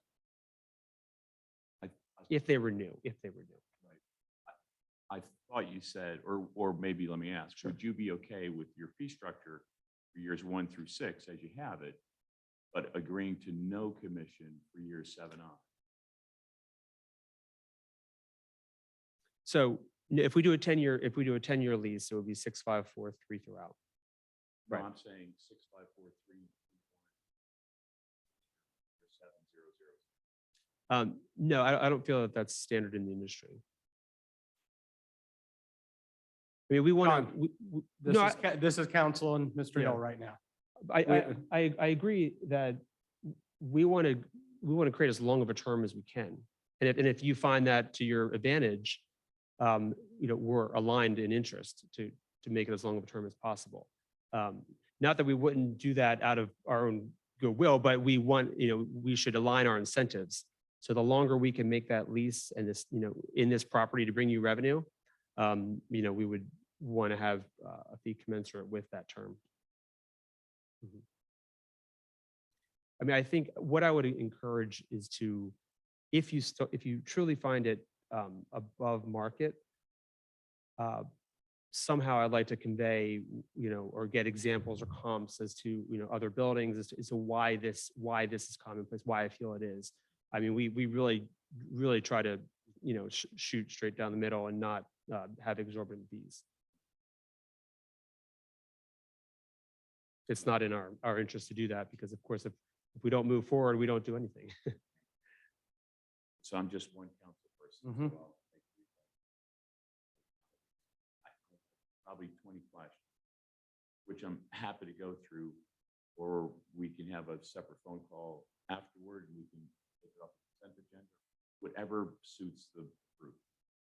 Well, I think, first of all, questions, comments from anyone else right now at this time? So, I mean, I think that if there's a phone call or two between interested parties, get some answers, we can have specifics as far as numbers on Wednesday night and get those ironed out.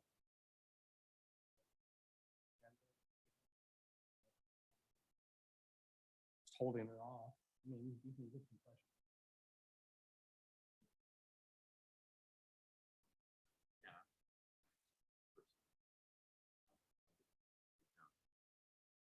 So we don't want you to pipe. We don't want you to pipe that. This is your expertise. This is more in your wheelhouse, so I appreciate it. Why don't we do this Wednesday? That specifically, because that will give council just a couple more days to look at it as well. Can we have? Sure. Is Oh. that all right? Absolutely. Yeah. Absolutely. The last item was the property management fees, Mhm. and we did lower that. So essentially, we have a discounted fee for the first, well, we had it in for the first 12 months. You had asked for that to be indefinite. Well, I extended it to 18 months. Again, it is a challenging office market, and we are going to have to work hard to lease this building. So going back to the leasing fees, I don't want to underestimate how much work goes into that. On the property management side, due to the market conditions, we don't want to offer a discounted fee indefinitely. We hire very, very seasoned, talented commercial property managers. So we have to pay them well, and we just want to make sure that we don't extend the lower fee too long. So we extended that out to 18 months. Let's see, I reduced the setup fee to $1,500. There was a lot of work that goes into launching it. That's really the material things in here. We can absolutely talk offline as well. And we certainly recognize that this is making nothing for the borough right now. It's empty. Right. So getting Right. it filled Mhm. professionally is in our best. Right. Well, we would love to work with you. This is a gorgeous building. And, when I walked through it the first time, we would love to manage it. We love to broker it. And I think it has an excellent potential. And we have a lot of, we have a construction division, a maintenance division, brokerage and construction. And the reason we work so well is because we can bring our team through and, on our time, we can bring our maintenance and construction through come with ideas as to how we put the best foot forward in the unoccupied space. To get it occupied, we want to get that revenue in here. We will work tirelessly to do that. I promise you that. How many other properties does the property manager manage? Big time is that? So this particular one would have 575,000 square feet. The typical manager in my team has 1 million to 1.2 million square feet. So I actually have a lighter load on this particular person. So we have 6 commercial property managers. We manage 4.5 million square feet. But again, I don't have a heavy load on this individual. That's not to say they won't manage some more opportunities come up, but we definitely don't. We're a lifestyle company. We don't push our managers too hard where they can't manage what they have, because it just doesn't. It's not to our benefit. Not that he's stationed here, but that he's available. Right. He wouldn't be stationed at the building. That is right. Actually, he does live locally though. The way he comes to visit the building often, and we also have a maintenance division, and part of this is an asset like this. You typically have a block of maintenance hours that you also have a second set of eyes with that maintenance tech coming in and just making sure everything is up to snuff, and doing what they can during that time. They're kind of a jack of all trades. And then they work with that property manager to identify things that might need to be outsourced to other vendors that we would bring on. So we'd have a lot of eyes on it. Mhm. Would that include the police department? I'm sorry. Property management? Yes. Oh yeah, the whole building. Mhm. Yep.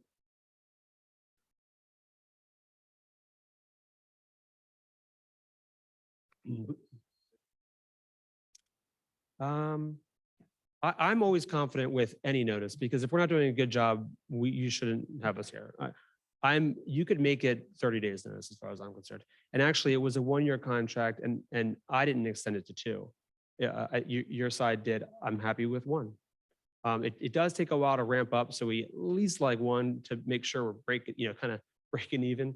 But if we're not doing a good job, you should have every right. But we're going to exceed your expectations. So the term is of no concern to me beyond 1 year, of course. It could be month to month after that too, as far as I'm concerned. Thank you, Mr. Hill. I appreciate You're it. you're welcome. Thank you.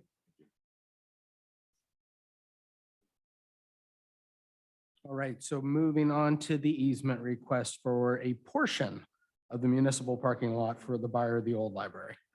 Sure. So and a request came in from a potential buyer for the library. I understand they're here tonight. I appreciate that. I understand there's members of the public who are here for this item.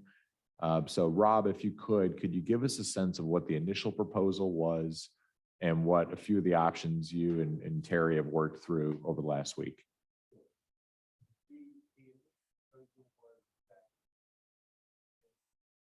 Well, first, let's go back. They need a loading. In order for them to make sure that they would need to be able to go through our parking. So that's the reason for this. And we could say, you know, there is no easement. But then if we can't use the parking lot, they would have access. Now, what they initially proposed to go from Church Alley, the parking area that's owned by the old library, our parking area, back up to the road. I did not support that. Two things that, two different options that Terry and I worked. First one was their existing property. One put a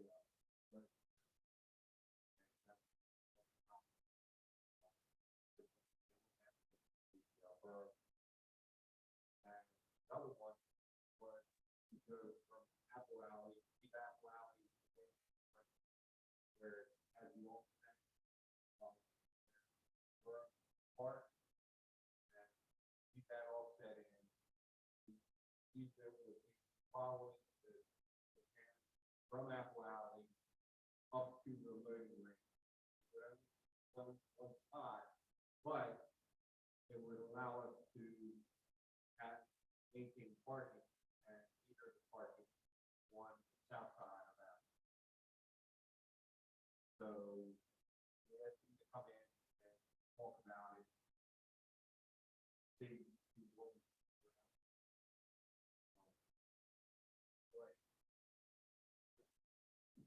Thank you. I didn't want to say that this easement that's proposed is to minimize taking no parking if possible. That is our goal. As I said, we just want to be able to get box trucks. We're not doing 53 footers. We're not doing rigs. These are box trucks. This is for Gish's Furniture Store, which is a high-end Amish furniture, was it Amish heirlooms. So it was a 12,000 square foot building. Obviously, that size of a furniture store has to have a loading. It's not something you can do off the street. So, I mean, just. oh, I'm sorry, John Berkland. I'm a brokerage advisor.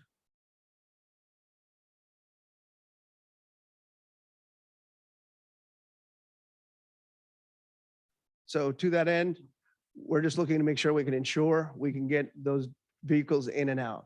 It can be, we've talked about it, it could be a temporary easement, just it would survive as long as Gish's own the building. It could be extinguished so at a later time in the future. If they sell, the borough could take that space back. But really, we just want to be able to ensure our operations from a logistics point of view. And not upset the parking because we need that parking as well. We want to keep that parking. We feel that this will help the borough in the fact that this is going to be an upscale retail establishment.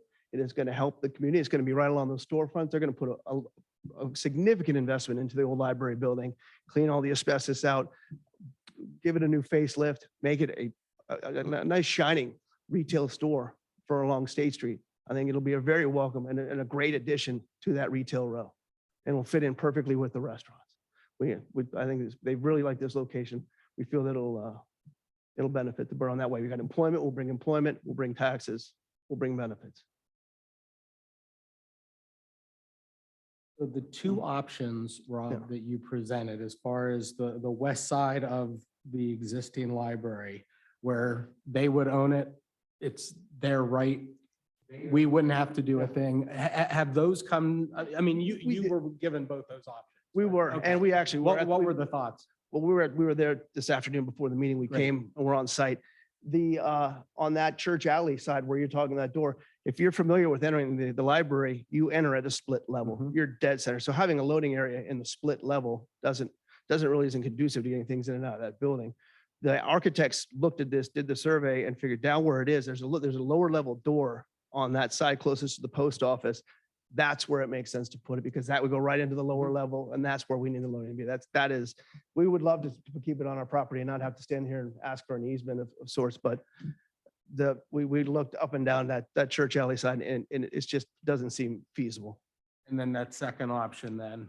Yeah, again, if we can get the ends, if we can make sure that our trucks can get in and out, Agisha's trucks can get in and out, that really, if it is a solution to our problem, then we're for it.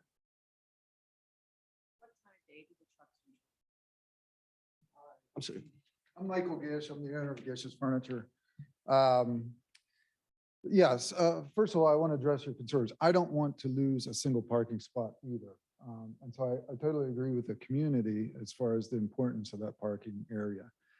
That's why our idea was we just want to ensure use of that wide driveway into those parking spots. We don't want to take up any parking spots or have anything to do with it.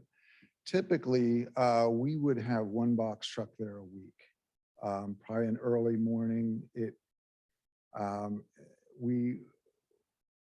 We do most of our deliveries out of Landisville, Pennsylvania, and we currently would service this area as well from our Landisville hub as far as the delivery. So we would have a small amount of furniture that would arrive there at store for customer pickups, like maybe somebody bought 4 bar stools and didn't want a delivery service.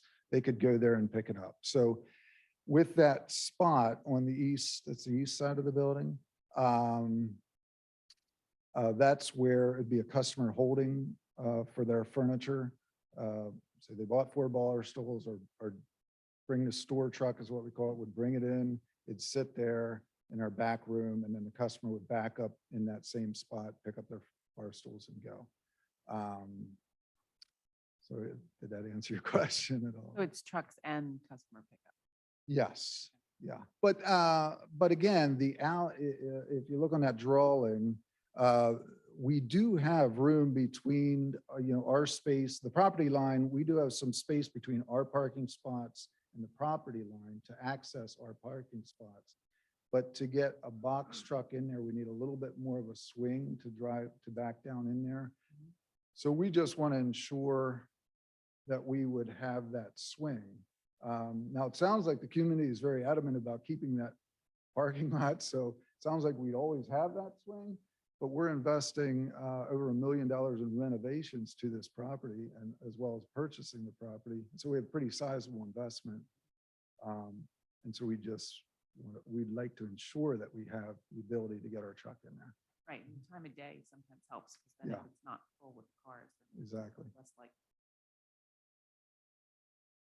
I mean, it sounds like based off of the drawings that we have, even if it is full of cars, like except for the spots that would be on your property or would be on the old library building property.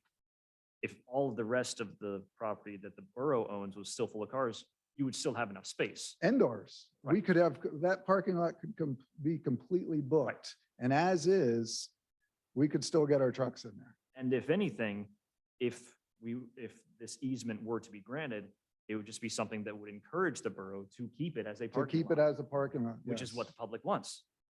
So Will there be a truck parked there overnight or is No, it just for never, delivery pickups? never.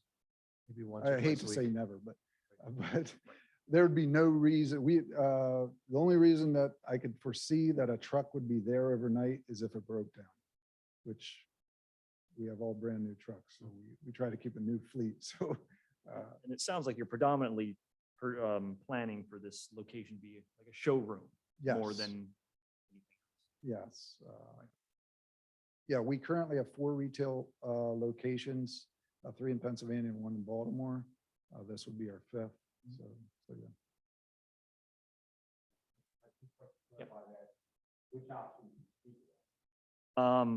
I suppose the one proposed by buyer. Well, there's three on here. There's option Yeah. 1, 2, and proposed by. We're buyer. talking about two right now, I think. Right.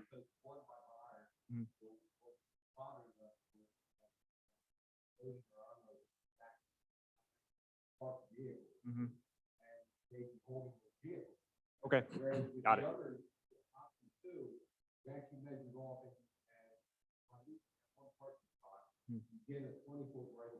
Okay.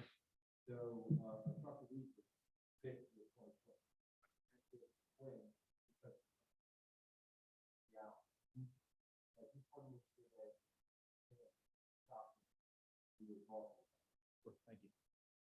And on option one, can I ask, is that viable for your business because of the pitch?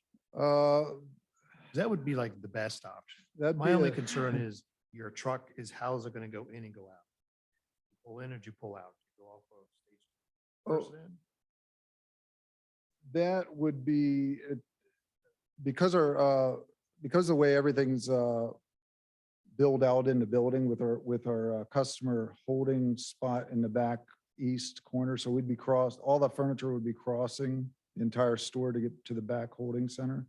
Plus, everything would have to go downstairs, or like if we're doing a floor reset, it'd have to go upstairs. We do not deal in cheap furniture. We deal in very heavy, durable. We consider our furniture is, if you have an antique roadshow 100 years from now, it'd be our furniture that would be on that. Our furniture will last lifetimes and more. So it's not, like carrying a cardboard box across the back. It's some heavy lifting. We need strong delivery guys. So to it do sounds that. like option one is out. Yes, and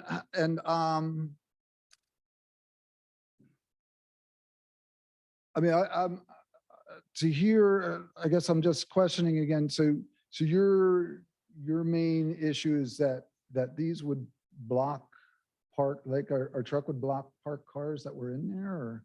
Right, if you look at the area that you proposed, we have a row of cars there. If you do have people loading or unloading, then it is restricting. No, our truck would be like in the top north yellow spot right there. That's where the loading area, they're gonna actually dig That's- that down to the building. Yeah, we're doing a ramp down through there. So here, can I show you this? Right, the truck will never park in that area. It just needs to be able to move through it. Right. It's here.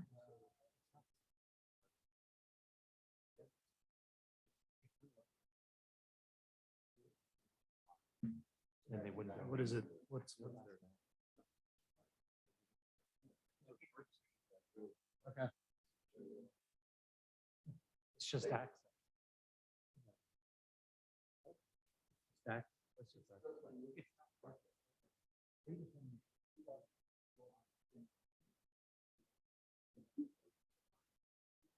Oh, yeah.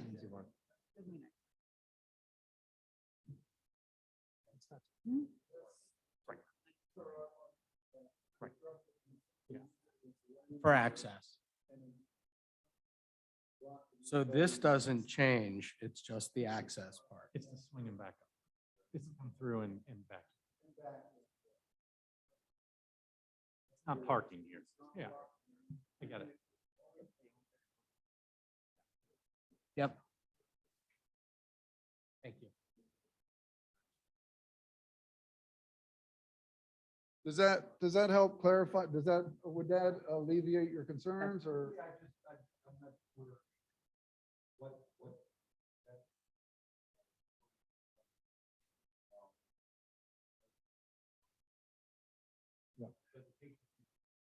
Yeah, I mean, and don't get me wrong, I'm fine with option two, but it does take a parking spot away from the community, and I don't want to take anything from the community.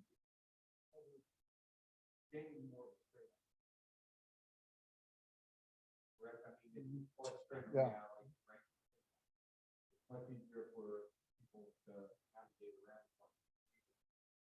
And we're securing the park.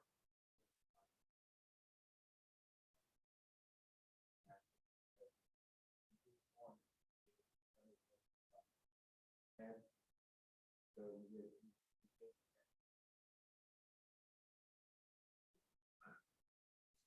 Oh,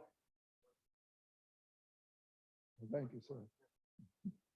But the one proposed by them, if we're understanding this correctly, isn't going to take away any parking Theoretically, theoretically. because if they have to turn the truck, make the back and go in, they are. John, please. John, please. I have a couple of questions. So you're creating a ramp to go down into the basement to put the furniture. So split level, you're going down anyway. Is there, you're gonna have to bring the furniture up as well. So you putting an elevator to bring it upstairs? I mean, like, that seems like an Yeah. argument that's not really there. We are putting an elevator in the building. Yes, we have to for ADA, Yeah. for ADA reasons. So where you're ramping might not be matter, where side of the building has already built in an up and down access. So you could go right down into the basement or go up into the first floor. you're hitting right in the middle. If you go up. Well, the stairs are there and the stairs go down and the stairs go up. Stairs go up, exactly. Yeah. So And the majority of the furniture that moves in and out of that building isn't for floor sets. Typically, when we do floor sets, they stay in there probably a year, at least a year. If they're great sellers, we keep them forever. But typically our floor sets last at least a year. So the most of the movement of furniture would occur in customer pickup furniture that's brought, on a weekly basis. So it wouldn't be like we're taking furniture up every day. I mean, once a year, we would maybe move out a set, but The other end of the building is more lower grade level. So you're not going down that as far. well, the parking lots look like this, then you have a drop off, and then the building's down here a little bit. So they'll be actually dropping a ramp. The one picture there depicts, be dropping a ramp down to the basement. But so it's not technically a dock. I don't think we're actually putting a dock in there. It's just a loading area, yeah. My second question is more for council and maybe Rob. We meter the spots that go along the back of the library.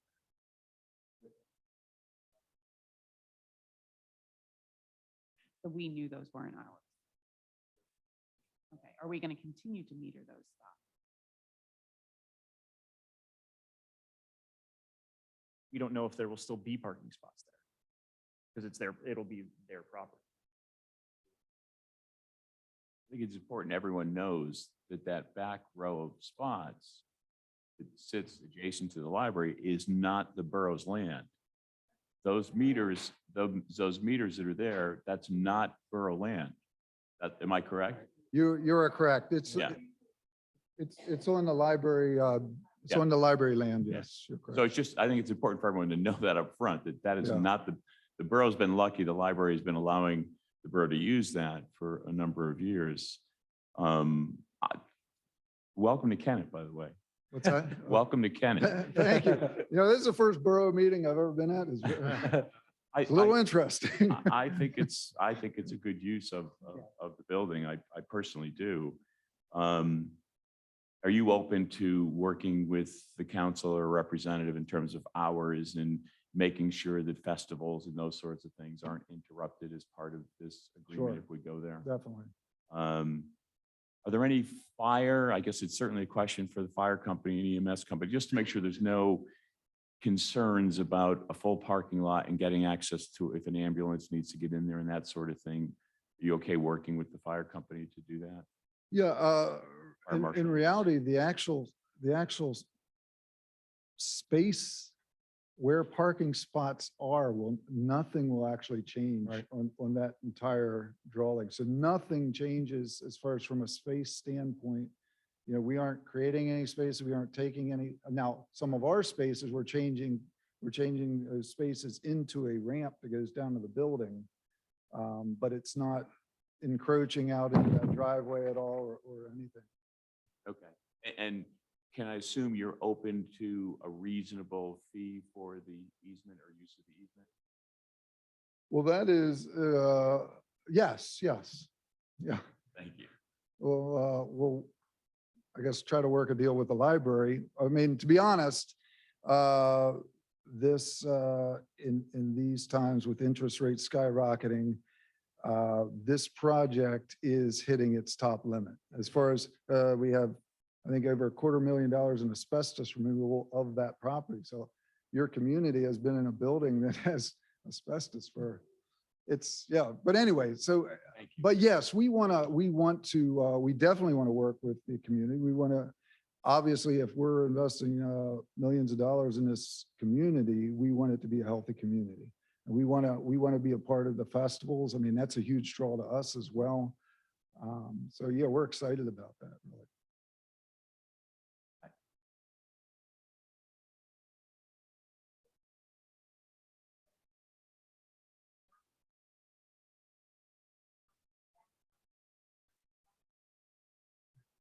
That, That was going to be my question. so that was so the point I was going to make on that, Terry, which I think you're right now, and I understand the perspective now. It's a travel easement. It's not a parking easement. Correct. It's an access easement. Correct. And I think their perspective is that because they don't own that, if they were not granted a travel easement, if we sold that in the future or developed it, they would be not able to access their property. So it's a travel easement, right? So I think, depending on the wording of the way that the easement is written, which I don't see proposed language, which was what I was going to ask for, which I'm sure Mr. Karate will work on, but the easement would be limited to travel, not parking. And so as long as it's a guarantee of access and a travel way, then and it's not restricting parking and it's not removing a parking space, then option one is a better option because it doesn't remove a parking space. It allows them to access their building and they're not going to park on it. You mean option two? No, he means The proposed by buyer, by sorry, buyer. proposed by buyer. The one that comes in off of Church Alley, which allows them access. And I totally get it now. It's a travel easement. It's a right of way. It's getting your vehicles to and from it. And I do think that supports what the community asked for, which is allows it. However, if the borough 2 years from now, we're going to build a parking garage there and there was no travel easement, then it would keep them from being able to do it. So I get the request. Yeah, I get it. Got it. That's right. Right.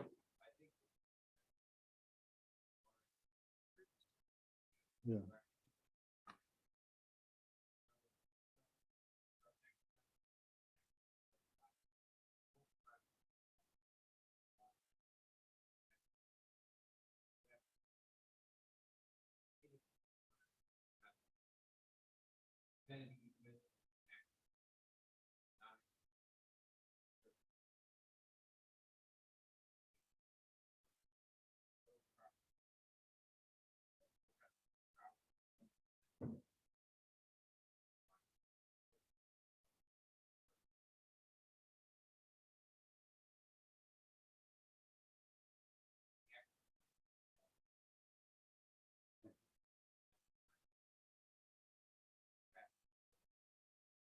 We have a little bit of a crunch on a time period. We are currently supposed to close on this June 1st. Now, we still can back out if our parking situation is not resolved. We can back out of the sale, which obviously, if we can't resolve parking issues, it's not worth it for us to. So I don't want to. I mean, we can expedite on our end, our attorneys, but I don't know what your thoughts are on that. If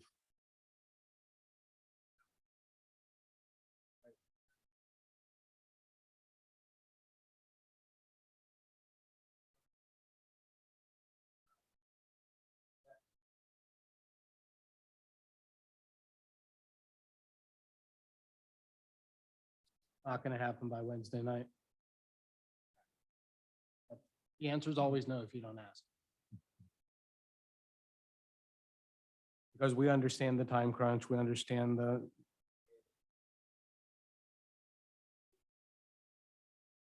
John. Appreciate your comments. Right.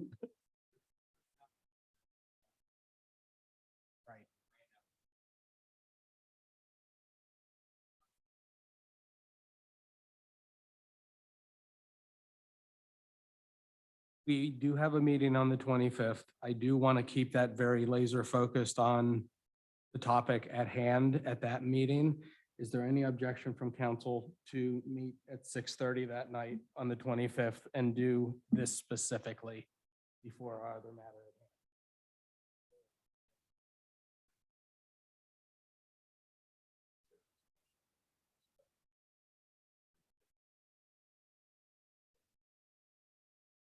June 1st.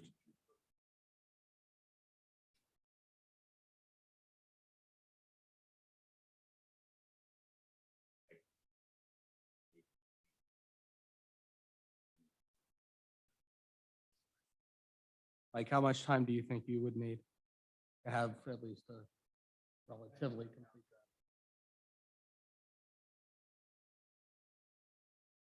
Council's already tried. We were gonna actually have some stuff prepared, but the options came out. Yep. Yep, that's fine.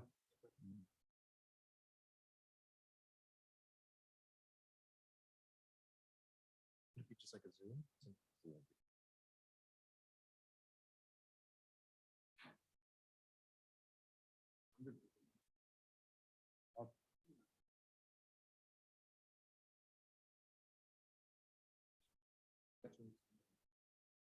Fifteenth, 7 o'clock for the sole purpose of this item.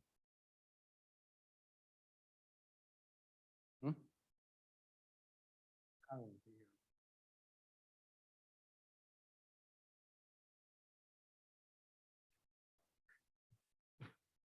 Yes. We can, It's okay. let's plan on that now, and if we shift dates, we'll let you know. I ASAP. really appreciate that.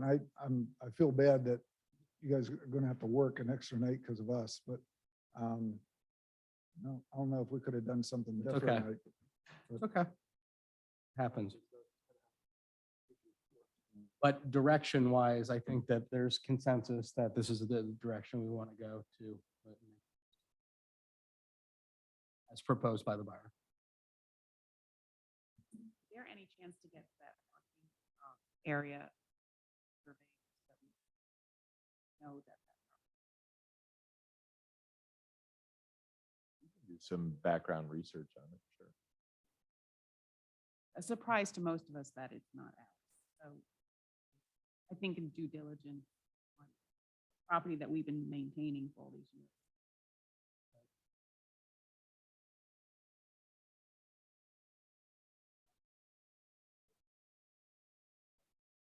You have the deed.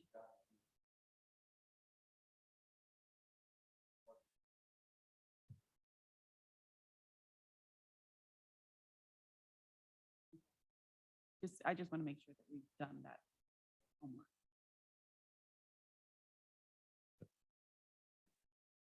Thank you, gentlemen. You're on the next one as well, too. So waiver of parking study for 216 East State Street. Rob and or Terry? Doug, sorry, I'm Yep. did so for the one we were just speaking of. Is that on consent, off consent? What did we actually? Where nothing will happen tomorrow or Wednesday. That basically is going to be the item. All right, just want to be clear. Yep.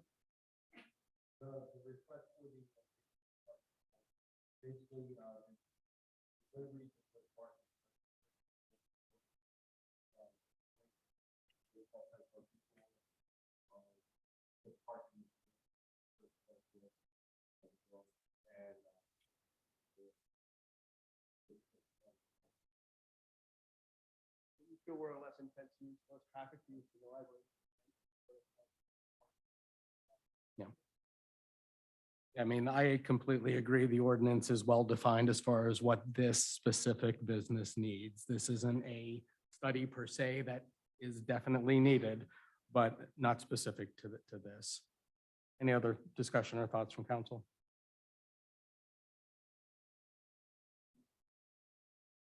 Just that you can.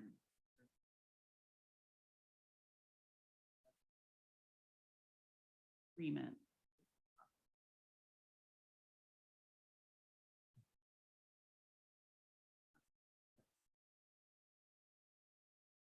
We're on the waiver. Okay.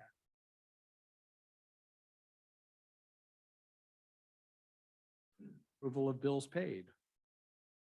Thank you, gentlemen. Appreciate it. Thank you.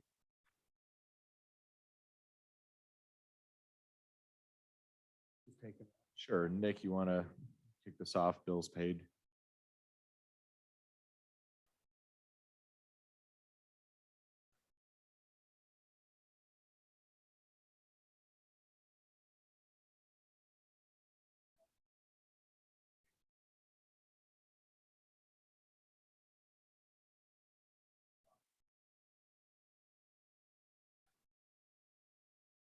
Nick, it's a subset though. The April 20th bills was 1,251,000. This one is 678,000.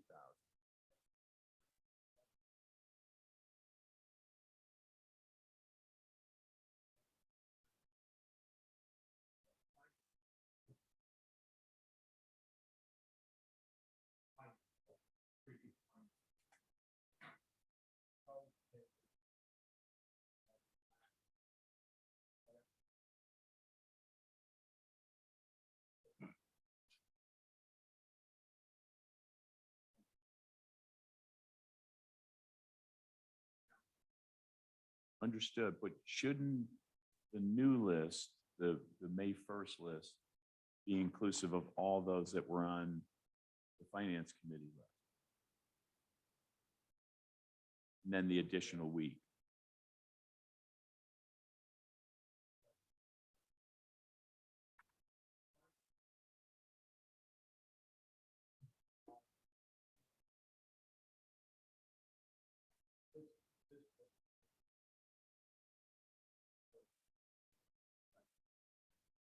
It's not so much April bills as it is bills. And well, I guess this one would be April bill. Maybe we should change that. Yeah. Right. Let's do that. Yeah. We don't discuss that here or in a finance committee.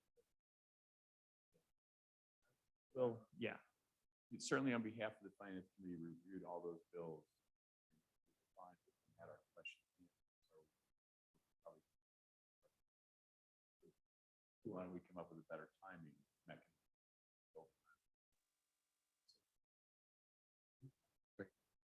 So these bills can go to consent. And then approval of council meeting minutes. They are not available yet, so they will not be on consent. So we'll discuss those on Wednesday. We have the 3 items that were added to the agenda before we close for the evening. So the voting election parking request from Chester County Voting Services, 2 parking spaces. Sure. So I understand this came up at a public safety committee meeting last week. Chief, are you willing to kind of give an overview on this one?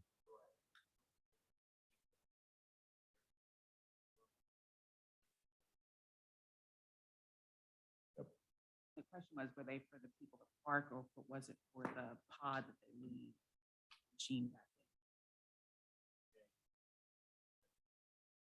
Staff. in? Yeah. Right.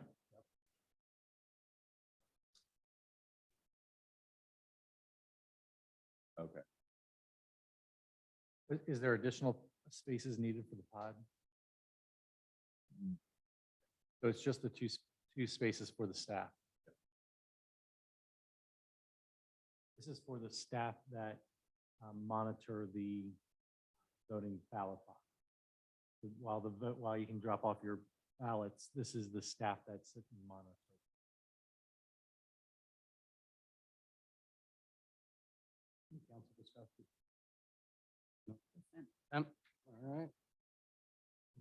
going to move to the security reduction for the library project first. Mike, you want to? Yep.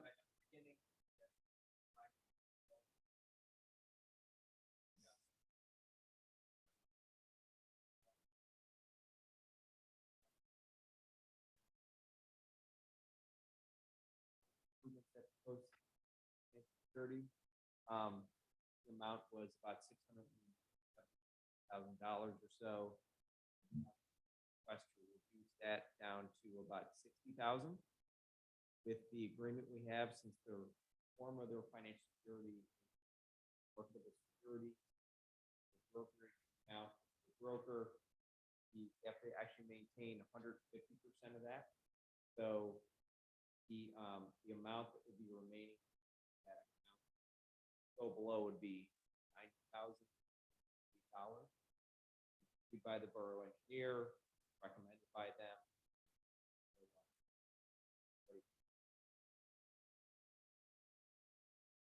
So again, this is just releasing the escrow for that public work completed. Exactly. We're not reducing any costs or anything that they owe us. None of this is borough money. It's Right. all third-party money that's been put up. Questions or discussion from council? All right. Consent. And the last is the South Street parking lot lease to the school district. Sure, so I'll introduce this. Nick, feel free to step in if I miss something. Essentially, we found recently a contract going back to 1999 with the school district where they agreed to pay $5,000 per year for use of one of our lots for student parking. We went back through our systems and have not found those payments being made. The challenge in this is that the borough changed financial software back in 2017, and so we don't have access to it from before then. The school district also made a change around that same time. It could be a year either way, but that rough time. So our finance director, Nick, found the missing amount, sent this to the school district. The school district has responded by offering to pay half since 2017 when we can prove that we have not received it. And the recommendation from staff that was echoed by the finance committee is to not take that recommendation and to request the full amount. And that's the full amount since 2017. Right, and we have checked previous budgets. We've tried to get back into our old software. We could not find the records going back before then. I think at least for the things that we can prove, we'd like the full amount. So the outline they have here, 2017 till last year, 2,500, then the full 5,000 for this year, 17,500 total. So finance committee said 5,000 every year, 30. So the thoughts and discussion. We think the finance committee thinks the borough's already giving them a pretty good deal. We're not going after the 85,000 that we can't document or convey. So frankly, it hurts the borough a lot more to lose the money relative to the size of the budget that the school district has. So we're suggesting we respectfully go back and ask them to please reimburse us for the 5,000 they should have this year. It's fair dollar.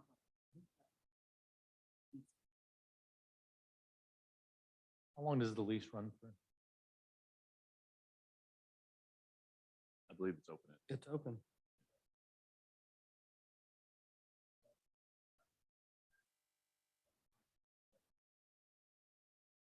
They still use the lot. They have Mhm. On South Street, sort of south from the pool. backs up to the pool.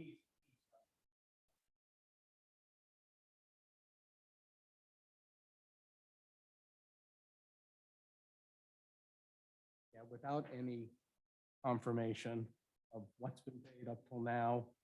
I think this is the starting point and 5,000 for each year is reasonable.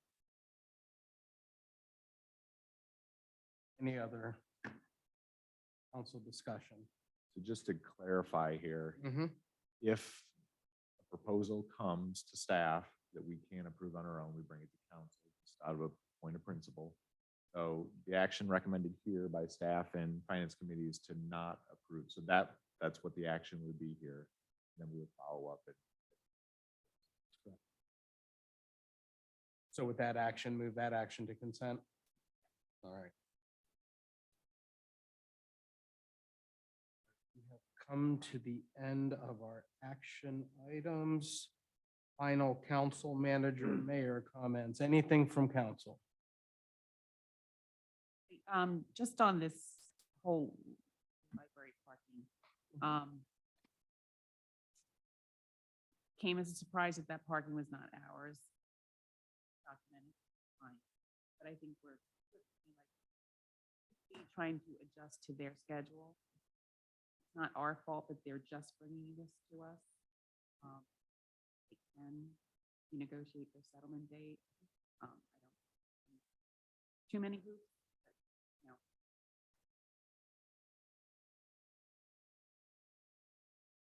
As long as we're not losing parking spots. It's just access, temporary. But when they leave, it has to fill our parking lot. to use.